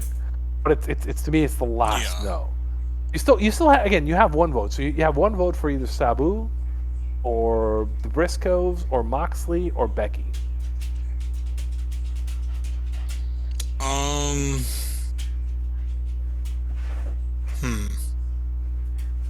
I thought I picked Moxley. I thought I did. No, I Goldberg. think you were open. You left it open. You left it. You picked Goldberg. You left that open. You have Mercedes. Yeah, you have with Moxley. Punk, you have Rhodes. Yeah, Moxley. That'll be your sixth. So That'll give you that would be Mercedes, Punk, Cody, Bill Goldberg, Samoa Joe, and then Moxley. You go with Moxley. Yeah, then Moxley's the strongest choice out of Becky and the Briscoes. Even though the Briscoes, it's crazy because the Briscoes, they're one of the greatest tag teams I've ever seen in ring in my life. So what about Sabu? What about Sabu? Highly influential, but I think just kind of falls a little bit short compared to Mox. Okay. No, I agree with that. I mean, like I have Sabu as my weakest, and I'm picking between Sabu and Becky. This is my last choice is Sabu or Becky. And once I picked Sabu, I was like, I'm not going to have enough votes for Becky, right? I think that's where I'm kind of at. Who's Doc? Who would be the weakest person you picked? Briscoes. And who's the strongest person you left off? You. Shit. Well, the strongest person left off is CM Punk. Yeah, that's. I figured. To me, it's the strongest person. The weakest person I picked was Sabu, weakest candidate, and the strongest person I left off is Becky. To me, JML, where's your line? So, who's the weakest of the candidates you pick? Yes, I would say.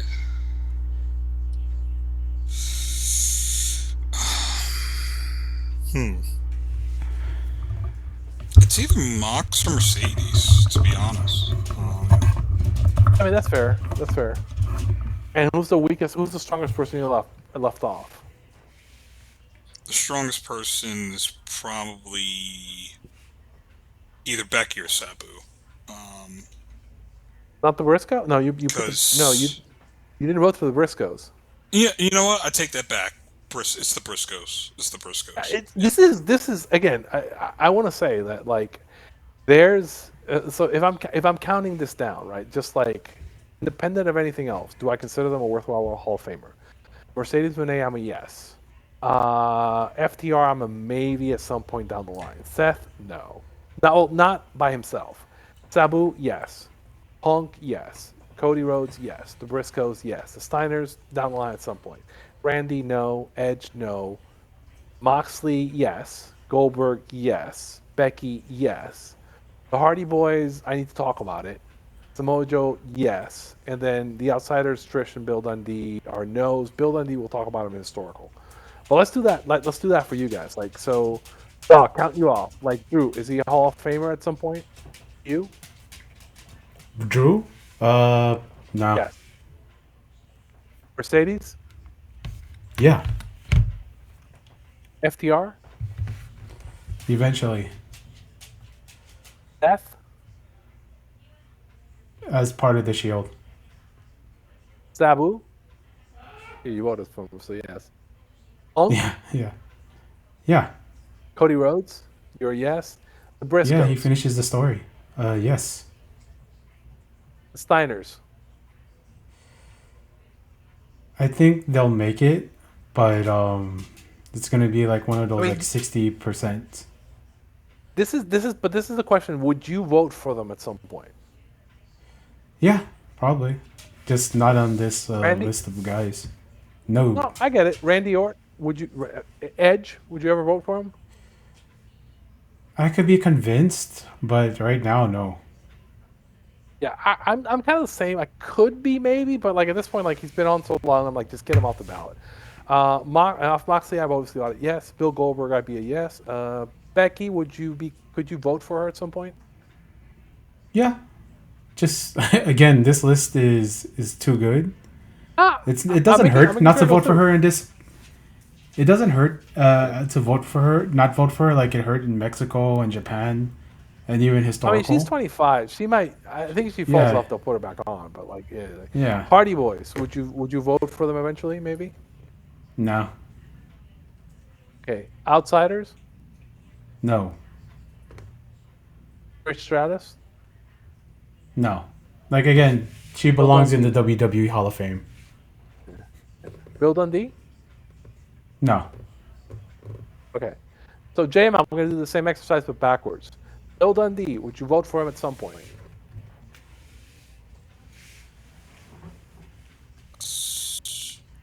Yes, maybe. I have to think In about it. historical. Yeah. It all depends if he. Yeah, historical. Yeah. Yeah.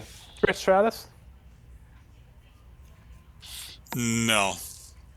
The Outsiders. No. Hardy Boys. Yes. Okay. In a couple Becky of Lynch. years. Yeah. Yeah. Becky Lynch. Yes. Yes. Edge.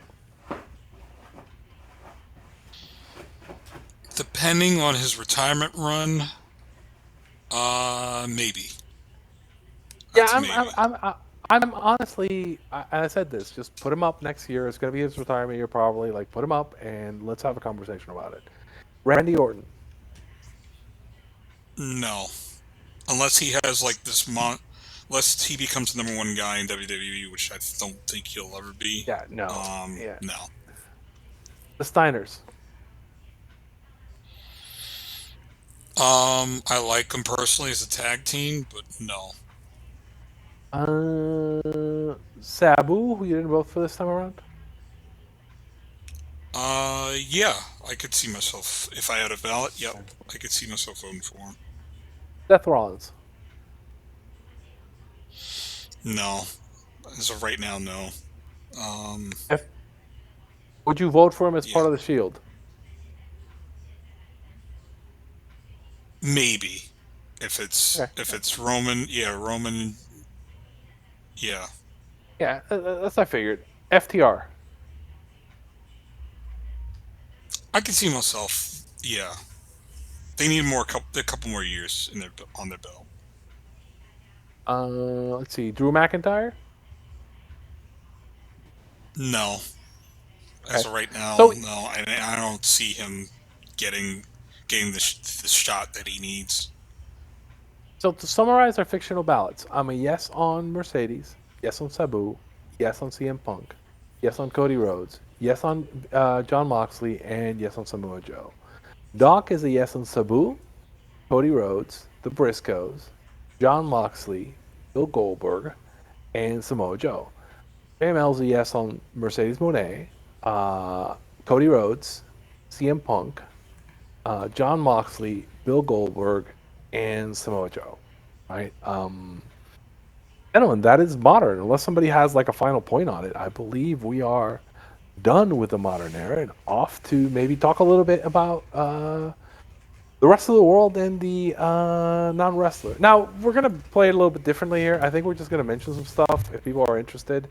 I'll mention some things that I've seen. I've done a lot of research, but I don't feel comfortable like voting necessarily for the rest of the world. Yeah. I'll mention some of the stuff that I think is interesting and funny. People should kind of look at it, and I'll leave it to the betters. And I will mention a little bit on some of the candidates I like for kind of non-wrestler, and then everybody can kind of have their own kind of say. So I know Spiros Arion is a candidate who is on his 15th year. I suspect he's going to get in. Arion is a guy who worked in. He was big on internationally, but he was also big in the U.S. He actually crossed over and had a big run in the U.S. Bit historical there, so it does make it kind of interesting. But I do think he's going to get in, right? Candidates I really like. I like Ted Turner. I've written extensively about him. I think he's very important to the history of wrestling. Wrestling is wildly different without Ted Turner, and not in a good way. Let's see. I mean, I'll recommend it. I've got the article up there. It's about that. And Ted's a guy who kind of like he changed the world really, and it's just he kind of helped come up with cable out of whole cloth, and he tied the fate of cable to wrestling, right? And that's really important. And not only that, but he kept putting promotions on national TV, and he kept frustrating Vince and not letting Vince kind of like win in 1983. So that makes him just extremely important to me historically, right? The I guy who do writes think, checks is important. yeah, I do think people should watch Call Me Ted on available on HBO Max. It's a really good Yes. insight into him as a businessman. There is a little bit of wrestling things in there, but not really. But I think it's important to do that. The only guys I really have on this rest of the world and non wrestler list that I kind of think about is one is Otto Wanz because he created the Catch Wrestling Association.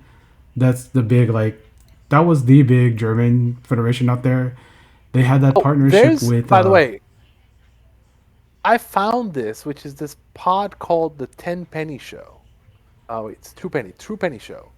And they have an incredible episode. Life and Time of Lovato Wands. I highly recommend it. I actually like found it in when I was doing my research for the hall and putting that together. I laughed my ass off. Right, it's just really great. True Penny Show. It's called True Penny Show. yeah. Life and Times of Lovato Wands. Look it up. It's really fun. It's really cool, and you get a real appreciation for the guy. And yeah, Otto Wands is actually one of those really interesting guys you come up with as you're doing research on rest of the world. I don't know if I Yeah. recommend him necessarily for Hall of Fame, but like, yeah, I would definitely say, yeah, look him up, listen to people Yeah. talk about him. He's kind of like really cool and really interesting. Yeah. But I say this because like Um, I remember I talked to my older cousin like this was like about 30 years ago about wrestling.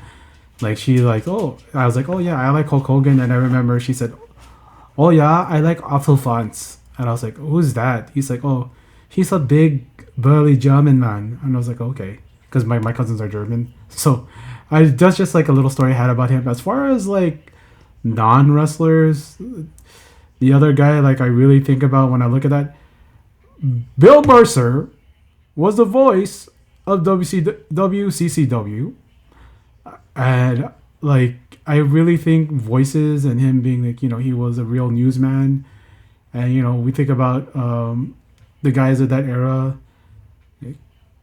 him, Bill Mercer, you got Gordon Soley, and the third of the Trinity is Lance Russell, and I do well, I mean, if love we're gonna talk on that, Gorilla is back on the ballot, and Gorilla almost got yeah on. Gorilla probably should be on, and also Jesse Ventura. And honestly, people kind of underrate how big of a draw Jesse was in the era in terms of talking. And I think he's a yeah guy that definitely he probably should have gotten on at one point. He's just like, it just things got weird, and he did. He's like 59%. He's like the closest I think yeah anybody's been that hasn't gotten in.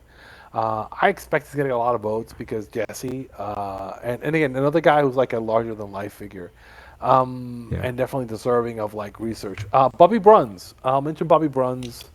Bobby Bruns was a big territory star and he had like successful, but the call to fame is he was the guy who sent over when they sent over the excursion to try to build Puro in Japan. So it was him and Haro Sakamoto. You might know him as Odd Job from the James Bond's franchise.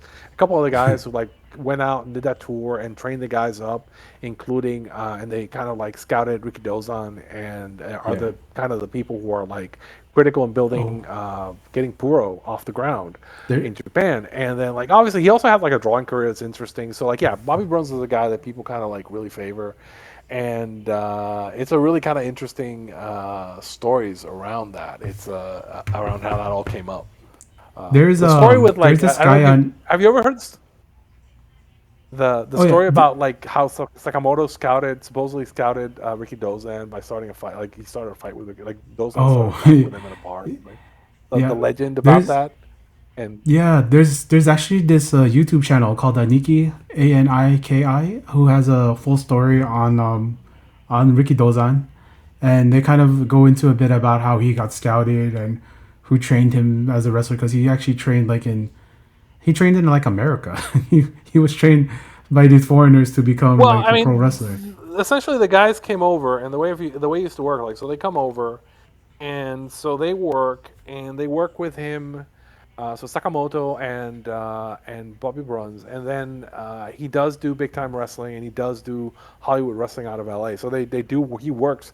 They used to work the loop with on the excursions with Hawaii and LA, and then they would come back, right? So like this is why you have the giant Ricky Dozan Freddie Blassie program, because like these guys were also working out of Hollywood, and they come over, and so like Freddie's coming over as a heel to Japan, and then like these guys are going over to like Hawaii and LA. Oh God, God, there's this video I saw of so Ricky Dozan is doing the classic. I've like the manager. I've brought this monster from Japan Yeah, in Hawaii, and he's doing the workout thing, and he's working out like he's like from Big Time Wrestling. Like Big Time Wrestling is one of those promotions that if you ever get a chance to watch it when an episode shows up, it's wildly fun. It's really cool, and I wildly enjoy it. And the LA stuff too. It's annoying because the LA stuff is a lot more of what I like.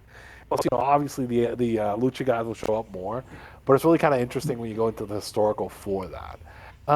Let's see. Anybody who? you Oh, gotta go to Larry. UCLA for Larry. that, brother. Yeah, Larry Matisic, who's the I hope I'm saying that, who's the voice of Wrestling at the Chase. And there's a great documentary which is free on YouTube now, which is Wrestling at the Chase, which is Larry Matisic kind of like giving you the story of wrestling in St. Louis, which used to be like the big national syndicated show. And I highly, highly recommend it if you're a wrestling fan to go out and like watch that. It's fucking cool. Pardon my French, but it is really cool. Let's see. Is there anybody? I want to mention. Oh, Stanley Weston, who's the magazine guy.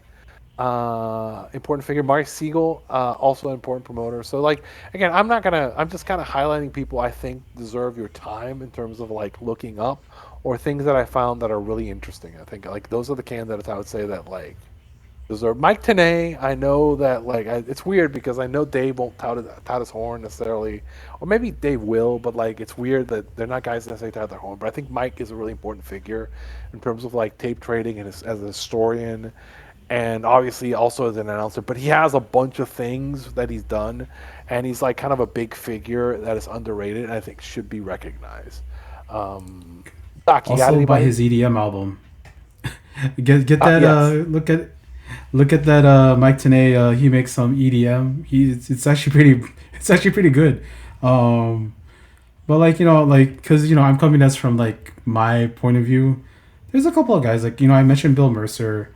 You mentioned Larry Matisik from Wrestling at the Chase, Really. and like And I said, wrestling as a for chase. If you haven't seen it as a wrestling fan, go find it. It's free on YouTube. You'll yeah enjoy it. yeah Um, yeah um, it's all right. Cause like I'm thinking about this guy. He's here. There's three guys. I'm gonna just say it like in quick succession. You got Jim Johnson. He made all the music in the '90s. The big those it's pretty cool, but and then Reggie Parks made the most of the modern world championship, intercontinental championship, so many different belts. Uh, you know, Tony Schiavone was kind of like the voice for my wrestling. I would vote for him because it's yeah, nostalgic. It's non wrestler, and like he has such a long part, and he is such an important part of WCW. But between the '80s and the oh, '90s, I got one more, and probably this is a guy who's probably more towards JML's kind of purview. Saint Breslov. Saint Breslov is a really important figure. He was the guy who would like book the shows and get the houses. He's a really important figure in like the big eras in wrestling. understated and underrated. And but like it's weird because I mean I've read some of the histories and people have talked about it, and but he's one of those guys who's kind of like behind the scenes extremely important, right? He Yeah. was big houses before WWE and in WWE. He's like one of the keys to getting all those big giant shows like WrestleMania 3 off the ground. Yeah. And I'll mention it. There's I one mean, I more. think he is worthwhile. Yeah. Good. There's like one more guy because we think about the old territories too, right? We think about like Jim Barnett, my boys. There's a guy that kind of stood opposite Jim Barnett, and that's George Scott. He was one of the guys that helped book WCCW and WWF at their peak. In the part of their peaks in the 80s. I think he was booking WWF at the Rise before WrestleMania, and I think he's someone that has a I little bit of interesting story. So my mom always said, when you can't say something nice, don't say anything at all. So I won't talk about George Scott.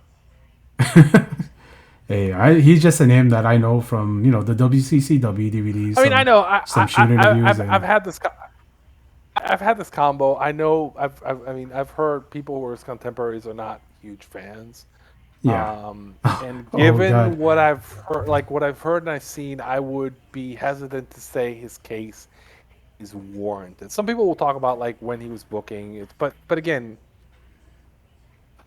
I need more for me to like it. This is me being polite. Daniel, do you have anybody on Rest of the World you like, or anybody that we haven't mentioned, or it's not something you want to kind of like talk about? In terms of rest of the world, I really don't have anybody because I'm not really familiar with that Hmm? particular section. I mean, Gilbert Leduc, though, he fascinates me just watching the French catch stuff. Oh He's yeah, somebody I'm really fascinated. that's all really interesting. Some of that, I mean, obviously, like the more we have access to tape, but then you see some of that also kind of in Spain and some of the other places. But there's not a lot of like tape, but there is really kind of an interesting thing there. Um, diving boards, my take on the French catch. Hmm? Well, diving I think my boards. thing on the French, yeah, my thing on the French catch guys is we need a little bit more depth in terms of research, and I'm hoping we get it. The problem with the rest of the world is it takes some dedication to come up with these cases and come up with that, and like hopefully as you call some of these out, like I mentioned, I were talking about this. We were talking about some of the cases in the rest of the world before we got on the air, and I was talking about Jose Tarres. It's funny when you go and listen to the Spanish broadcast, like the Spanish podcast of the Spanish historians from Spain. One guy called Lucha Jovers, and a couple other guys talk about it. And the guy that talk about it is Pepe Cortez, Hercules Cortez, who's the guy who's working against Tares, and then he wound up in the AWA. But then I was asking, why didn't we put him on? Because he was like AWA tag champion. He died in a car accident. But then it turns out he was in the U.S. because he was running from a direct charge in Spain, and Interpol thought that he might have faked his own. It's a whole thing. There's some characters in wrestling, and I was like, oh, we're not gonna put him on because it's confusing. It's like, but they're like, I mean, the Spanish. When I was looking at Tares, like what I would find is I would find the newsreels from Spain from the Franco era, and so they didn't have the TV, so they would do the newsreels on the movie theaters, and you find it as the national news report. You'd see Tata is working in a lot of these, and so you'd see like a couple minutes from every match and kind of do the highlights and whatnot. So I mean, like it was a national level thing in Spain. It is weird because like don't necessarily have the translation, and like people are still doing research on some of this stuff, so it gets kind of confusing for us in the world. And I didn't even touch on Ted Boy Marino, who's like who's a giant star in Brazil, and he was like a big. He was like the Hulk Hogan of that era for them. He's I would compare him probably to Martin Carrera from Argentina. El máximo titán en el ring.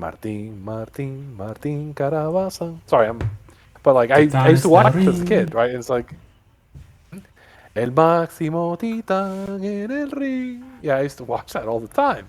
And like Ted Boy was similar, but he was doing it in like he's similar, but he was more like the teen idol version of that. and running off of Brazil, a huge giant star there, and there's a lot of interesting research coming up on them. So there are a lot of these guys were like interesting, and people have written a lot of interesting and good things, and I highly recommend. And this is why I put together the list with like research and things that people can go watch, because it can be fun. Like put something on YouTube and watch a little documentary and have a little fun. And if people want to recommend things to me to add to the list, please do. I am always looking for interesting audio and interesting analysis, particularly if you get me like Mexico stuff. Yeah, love that.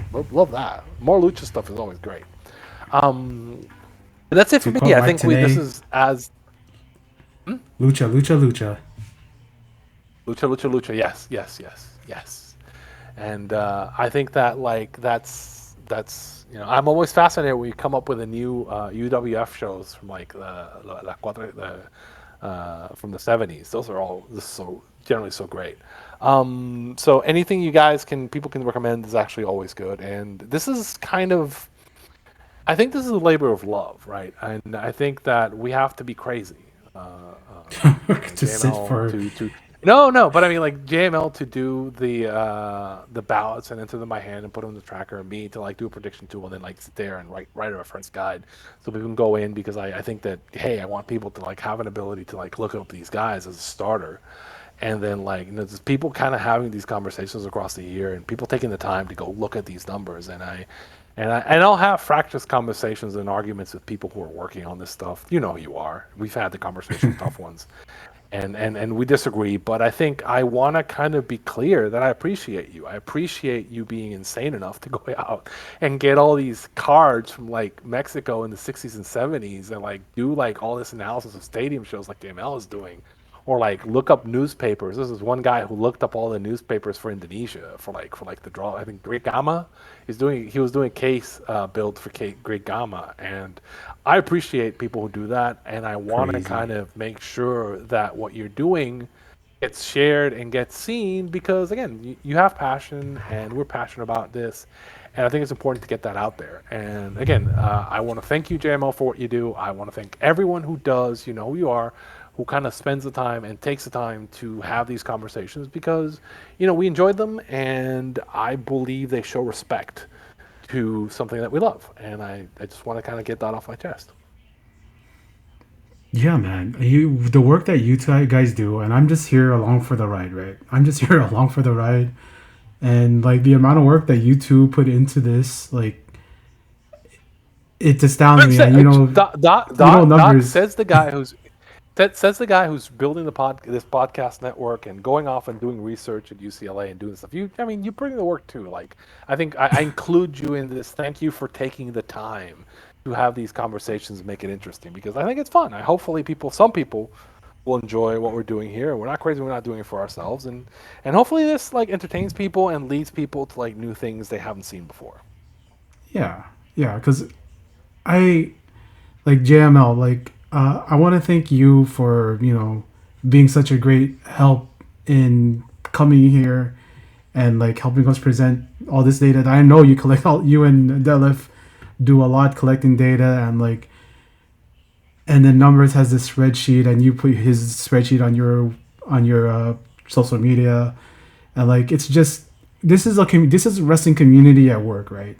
This is the thing that you don't. I mean, you do find it in other places, like with the Basketball Hall of Fame and Baseball Hall of Fame, but like for pro wrestling to have this kind of community to come together and just put in this work and like make the arguments for their guys, and it's just it's heartening, and it shows like that no matter where in the world you are, what connects us is this love of pro wrestling. And I did a lot of research here on all these wrestlers, a lot of guys I didn't really have to do a lot of research on because I was already like researching them for my personal reasons, because as you heard like from the first episode and from the other ones, like there are guys who I see like as folk heroes, such as like Sputnik Monroe or JYD, because I know like my friend Creole King Kenny, shout out to you Creole King, he his grandma, JYD used to go to his grandma's house, and his dad was security for JYD in Louisiana. Just I to mean, bring us back all around. I think one thing that's interesting to me about this as well is I always kind of say that people who get into the Wrestling Hall of Fame, wrestling is about like heroes and larger than life figures. So essentially, Hall of Famers should feel like folk heroes, right? They should Yeah. feel like tall tales being told to kids, right? In a way. And this is why sometimes I'm like, I run into a candidate and I'm like, yeah, of course Joe needs to be in. He's like, look at it. Like, think about his legend, right? Or like Samoa Joe. It's Samoa Joe. Think about the legend. Think about the lore. Think about the story being told. I think you you almost I'm gonna say like you have to think about the booking for the Hall of Fame, man. Like who do you want to book for the Hall? And some of that, I mean, I want to be objective, but some of that in my heart, I'm like, yeah, who do I want to see in the Hall? Who do I want to like be part of this larger tapestry that we're weaving? And that's kind of like why I push back on some of this stuff. It's like, yeah, of course Sabu should be in. Sabu's like a legend, right? We gotta like the story. The story needs Sabu, right? I can't cut Yeah. Sabu. Sabu needs to be in the movie, right? That's kind of what's lying. The kid stays in the picture, right? That's kind of the feel. You're laughing, but I mean, like you know what I mean. Yeah. In terms of the story, is something that we do. And again, also like again, that's why I thank you people like helping me discover new stories that we can actually like put like existing stories that we've forgotten that we can weave back into the lore. Yeah. And like I think that when it comes to pro wrestling history, when it comes to pro wrestling, as far as like a legacy and what these men and women have done in the business, to be able to get on a ballot out of like thousands and thousands of wrestlers after like a century, we're talking about a century, more than a century of like professional wrestling existing as a worldwide entertainment kind of thing, and to just break down a century of and thousands of tens of thousands of wrestlers from like this time period, and to say like no, these are the people that belong in a Hall of Fame.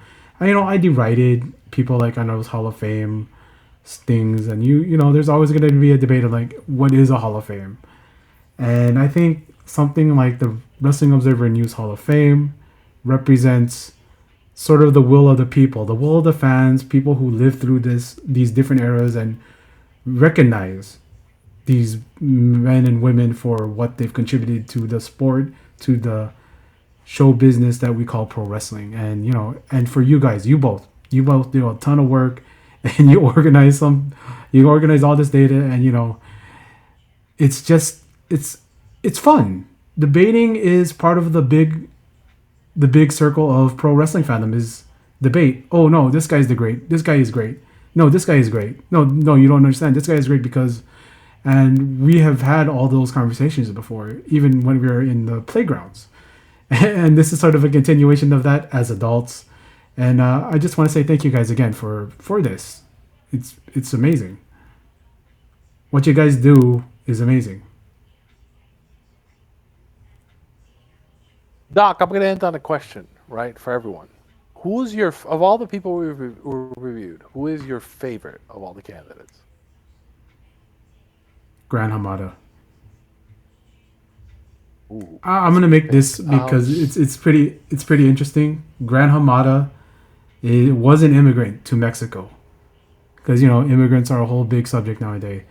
And he was able to go there, make a life for himself, meet a woman, fall in love, make a career there, and then bring that success over back to Japan, which is his home country, and eventually bring his daughters to Japan.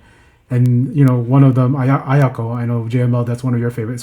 She's one of my favorite performers of all time. Also, and like the story of him like getting kicked. They said no, we don't have anything for you in New Japan, so you can just stay in Mexico. Him taking that point where he gets cut from the dojo and saying "fuck you," I'm gonna make my own legacy, and he does. That's punk rock to me, and that's fucking rules. And so that's why like he's the one that stands out to me the most. Yeah, I'm probably gonna join you on that. It's either for me, it's either Hamada or Dory Dixon for exactly the same reasons. I'm going to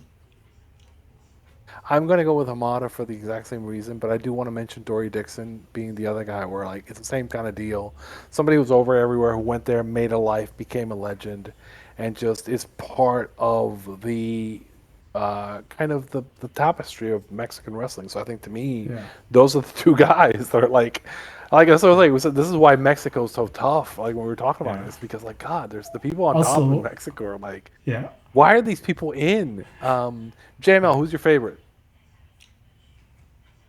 My favorite probably be Mercedes.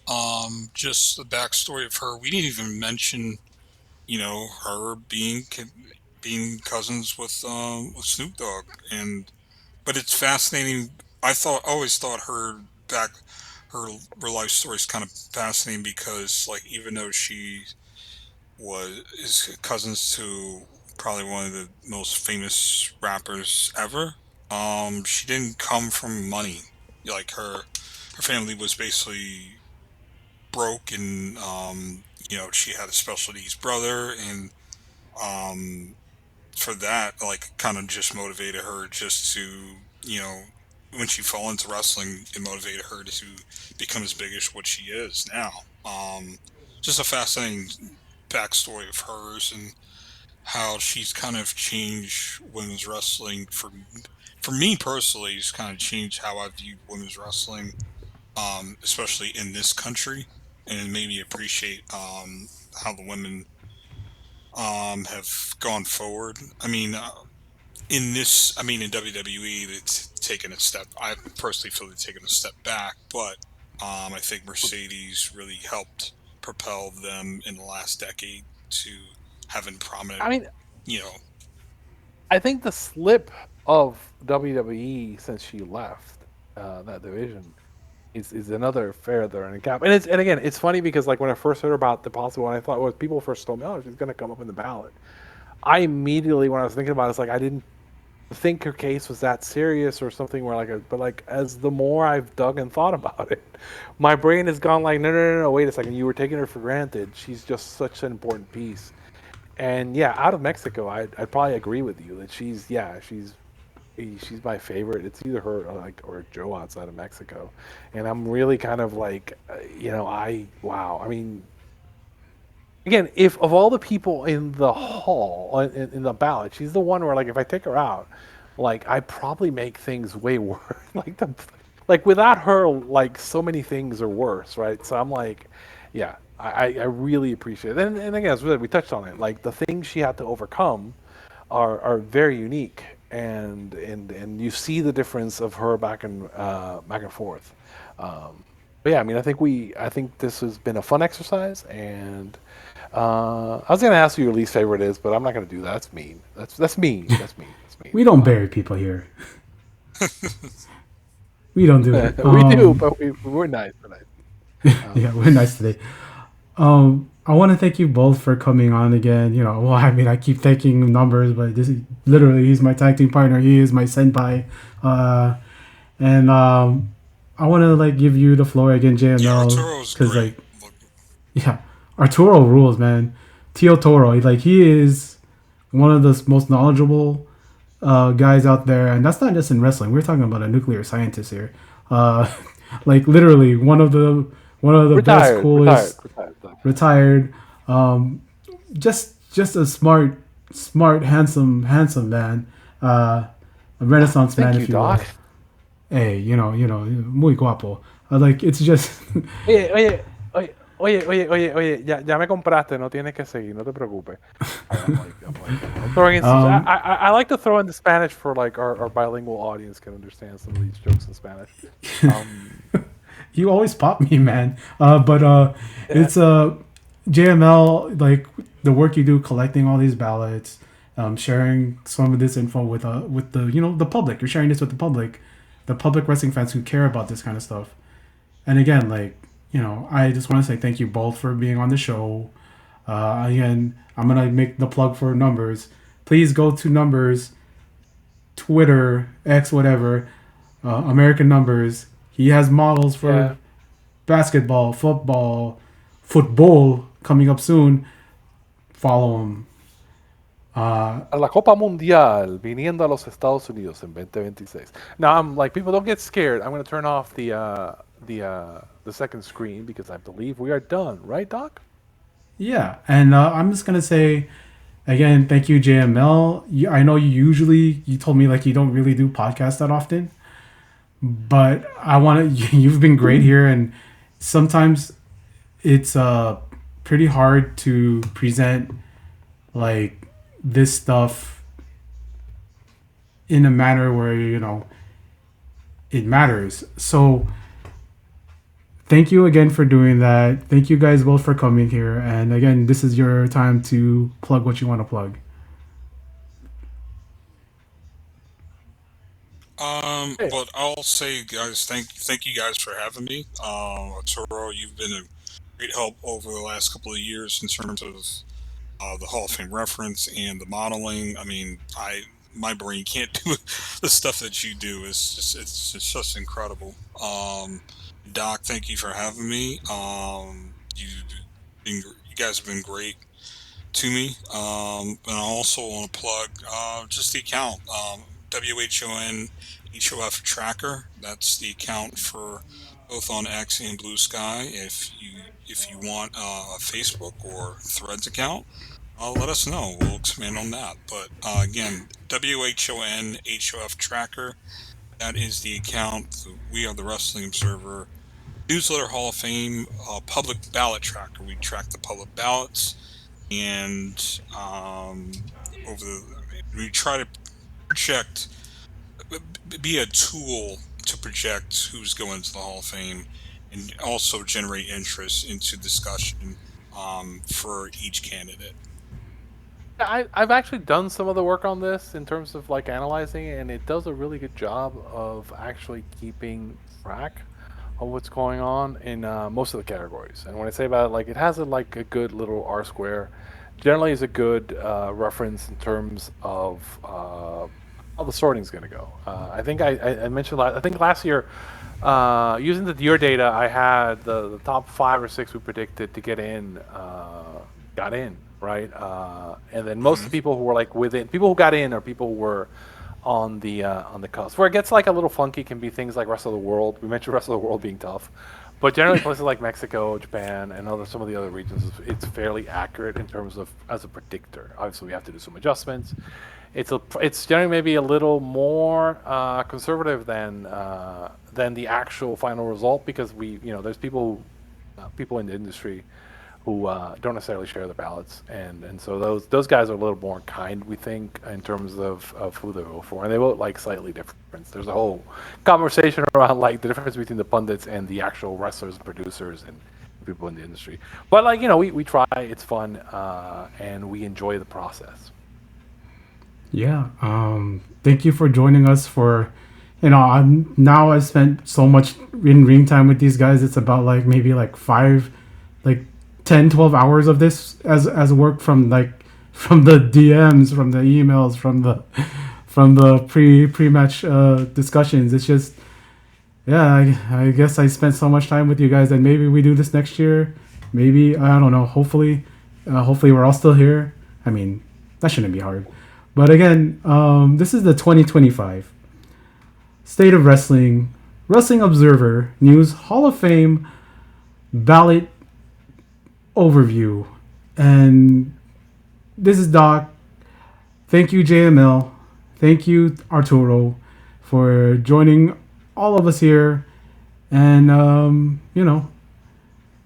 to the voters out there, you are the chance to make the change. I know that this is just a Hall of Fame, but voting matters. So go ahead, place the votes. Please use all of your votes if you can. And yeah, I'm not trying to influence anything because I am no influencer. But see you next time. Bye bye.